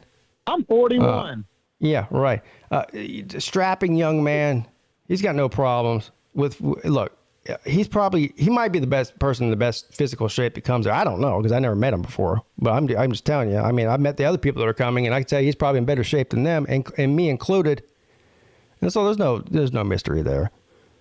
You know. Yeah. Well, this is a short call. I just wanted to mention that, and I also just before I got cut off on the last call, I just wanted to give a shout out to my son. Is that okay? Oh, sure, absolutely. Go ahead. Yeah, my son Jordan, he turns 13 tomorrow, officially a teenager. Wow! And I just wanted to wish him a happy birthday. Yes, happy birthday to him. Wish you all a happy weekend. Yeah, absolutely. Okay. Yes, sir. Heck yeah, bro. Hey, happy B-Day, little man. You said his name's Josephiah? Yeah, well, Jordan. Jordan, he turns 13 tomorrow. Yeah. Jordan. And I'm super stoked for my boy. He's been awesome character, and he's developing into a great young man, and I am very appreciative of all his sacrifice and all his work he's put into being a young man. Absolutely. But, happy birthday, Jordan. Yes, sir. Hope you enjoy your day, buddy. Yeah, well, you guys have a great evening, okay? Yeah, you too, Ryan. Thank you for the second call, I guess. We've been doing this for... We should do more birthday shout-outs. Can you believe we've been doing this for 3 hours? So you the one that told me when I was in the middle of my movie night, hey, man, we're going to do the show early. So what you think I thought? Yeah. I mean, we're going to get done early. Hell no. Yeah. I'm full of surprises. But there is one more caller we're going to take. So if you're on hold or planning on calling in from now, don't bother. There is one person that's been on hold for a couple minutes, and I want to get to them, and that's going to be the last call that we take. I can't believe it's been 3 hours. You guys are amazing and fantastic. I can't believe anybody would sit around and listen to me ramble on for 3 hours. I'm terrible. What's up? You're on with Peete and Tiger Baskins. What's up, fellas? Baylor man. Baylor man does whatever a Baylor man can. Runs down the hill. Rubs the no. What do you don't run down the hill? You run across the field with all them people. We don't know what it's called, but it's really bad. Hold on. Tater man does whatever a tater can. Runs down the hill, rubs the rock. The dirty Gamecocks can suck Pete's cock. Look out! Here comes a tater man. What's up, Baylor man? Yo, that's cool. I forget. Baylor the Bears. That's right. I forgot. Yeah. They do this thing where they run from one corner of the field to the other, and it's like 50,000 people that do it at the same time. What's that called again? Baylor man? So that's the Baylor line. The Baylor line. And they're all freshmen. All freshmen. Yeah. So they take the freshmen before they're smart enough to know not to do it, and they tell them to do it, and they do it just because they're freshmen. And then they realize about 2 or 3 years later, why do we do that bullshit? Right? That's how it works? Yeah, well, and and they actually sign where they run. Like just before they get onto the football field, they have a place where the freshmen like sign their name. Oh, yeah, sign your name. Sounds like a good idea. Yeah, it's interesting. Yeah. Okay. No, it's a popular thing. I mean, that clearly. Is it like your initiation into the school? Not necessarily. They do something in the summer called Baylor Line Camp. So that's where they get those gold uniforms.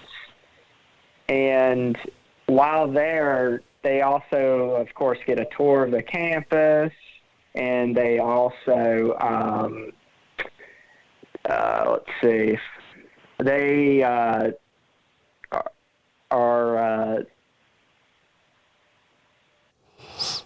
they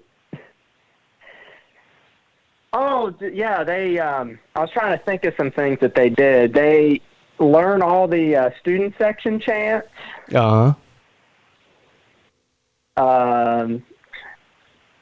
And I know that they get their Baylor line uniform. Yeah, sounds amazing and fantastic. Thank you, Lizard Circus, for the super chat. Says Peete and Tiger Baskins are a great team.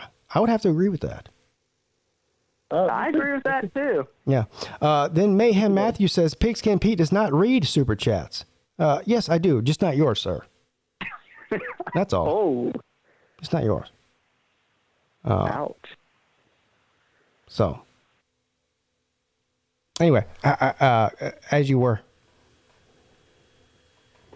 Oh, I was just completed my thought. Oh. How y'all doing tonight?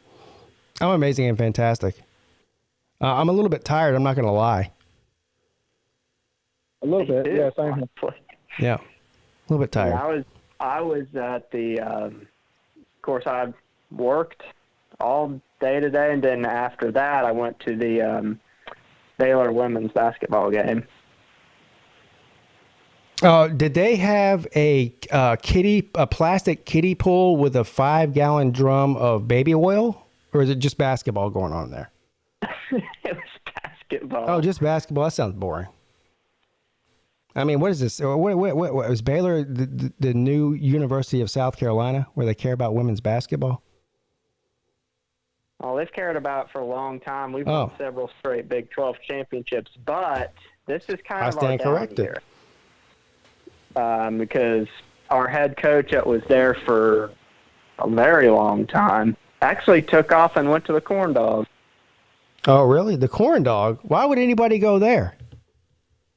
Well, she's from there. Is she kin to Brian Kelly?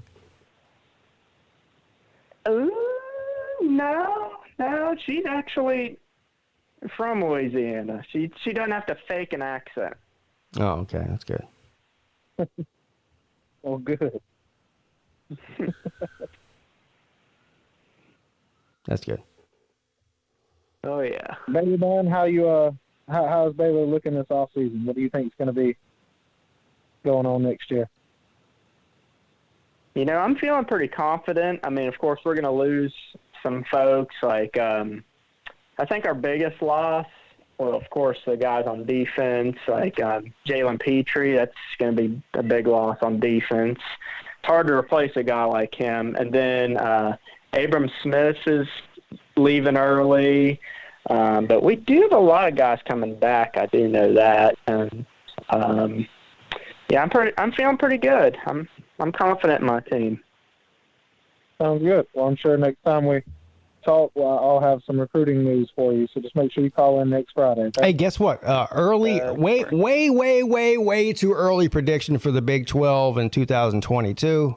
Baylor wins the Big 12. I'm not kidding either. I think that Baylor wins the Big 12 next year. For that, I wouldn't argue there. I mean, I think it's between Baylor and Oklahoma, but obviously Oklahoma's going through a coaching change, and I mean Oklahoma's loaded. Don't get me wrong, but I think that Baylor might be the team in 2022. I feel good about our chances. What is Baylor's? As long as Aranda stays. Yeah. What does Baylor's non-conference schedule look like outside of the Big 12?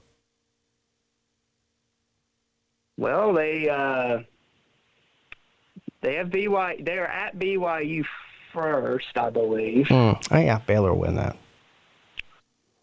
Then they've got Texas State. They host Texas State. So you got one more game that's non-conference. Who is it? That's two. Well, they did have Louisiana Tech. Uh-huh. Clemson plays them. I don't know. They're not on the schedule, apparently. But they used to be. I don't know if they canceled their series at the last second. I'm not real sure, but okay. Well, it was. Well, so far I'm hearing two wins. I don't know what the third one is, and then inside the Big 12, maybe one loss. I could see Baylor legitimately going 11-1 in the regular season. I would be very pleased with that. I'm sure you would. Of course you would. Who wouldn't be? Yeah. Yeah. And it's Baylor's time too. Yeah. Take advantage. Yeah. Just as long as as many of the coaching staff stays here as much as possible, especially Aranda, then that's the key. I think we'll be fine. Yeah. But if people start leaving left and right, especially Aranda, Well, it looks like it's going to be one of those 1 or 2 win rebuilding seasons that it's going to drive me up a wall. Well, I mean, you survived the onslaught of coaching hires that happened this year. I thought Aranda would have been out the door. I thought Aranda was going to probably end up at LSU. Didn't end up at Oklahoma. Didn't end up at USC. Yeah. So I mean, I don't know. I mean, if you survive this year, probably pretty good chance you'll survive next year. I mean, I don't know what job in particular that Dave Aranda will leave Baylor for, but obviously he holds Baylor in high regard. And he's not just going to leave for any job that opens. So yeah, he's not gonna pull Matt Rule. Right, exactly. Yeah, thank you. Yeah, right. All right, listen, Baylor man, I could talk to you all night, bro, but it's been 3 hours. I'm tired and I gotta go. So I'm tired too. Man. Yeah, I'm just gonna be honest with you. All right. I love you, Baylor man. Thank you for calling in. Man, I'm exhausted. I mean, at this point, I don't even know what to say. Tiger Baskins, what do you have to say?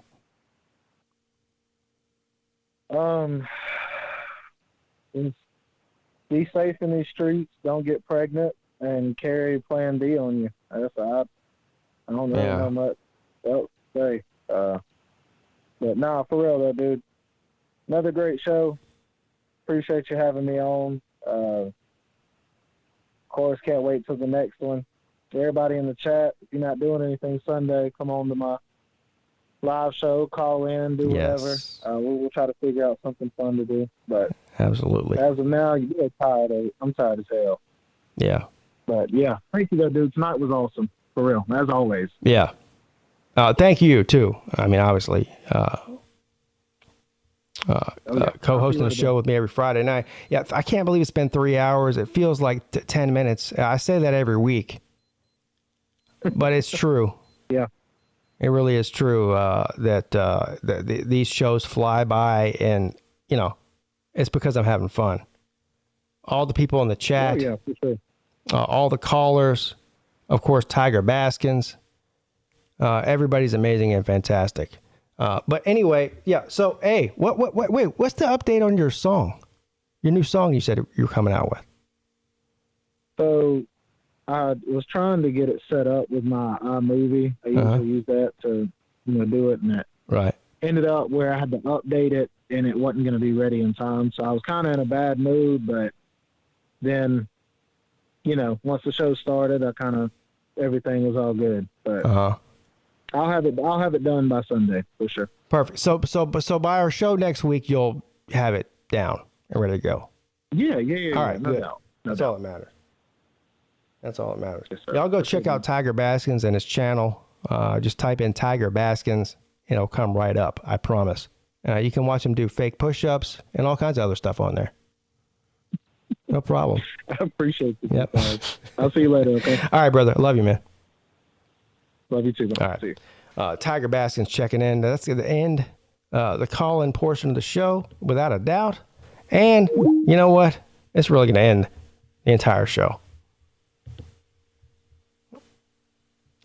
Because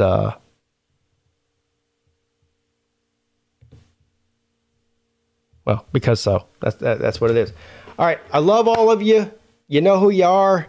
Look, if you're here, I love you. No cap. Is that what the kids say these days? No cap. Yeah, no cap on that. I love all of you. Don't do anything I wouldn't do, which is basically nothing. Be safe this weekend. Don't drink and drive. All of that good stuff. Okay? Okay. I will see you guys. Well, I might see you this weekend. Who knows? You never know what's going to happen around here. But if you don't see me this weekend, you'll see me on Monday at 10 p.m. for the Lunch Money Show. I think Uncle Lou might have had his internet or issues figured out by now. Hopefully. But maybe not. I don't know. We'll see. I don't know if we'll have time. You guys see, what movie is that? Anyway, the movie where... Anyway, forget about it. I love y'all. Good night. Your boy PigskinPeete. Check it out. Peace.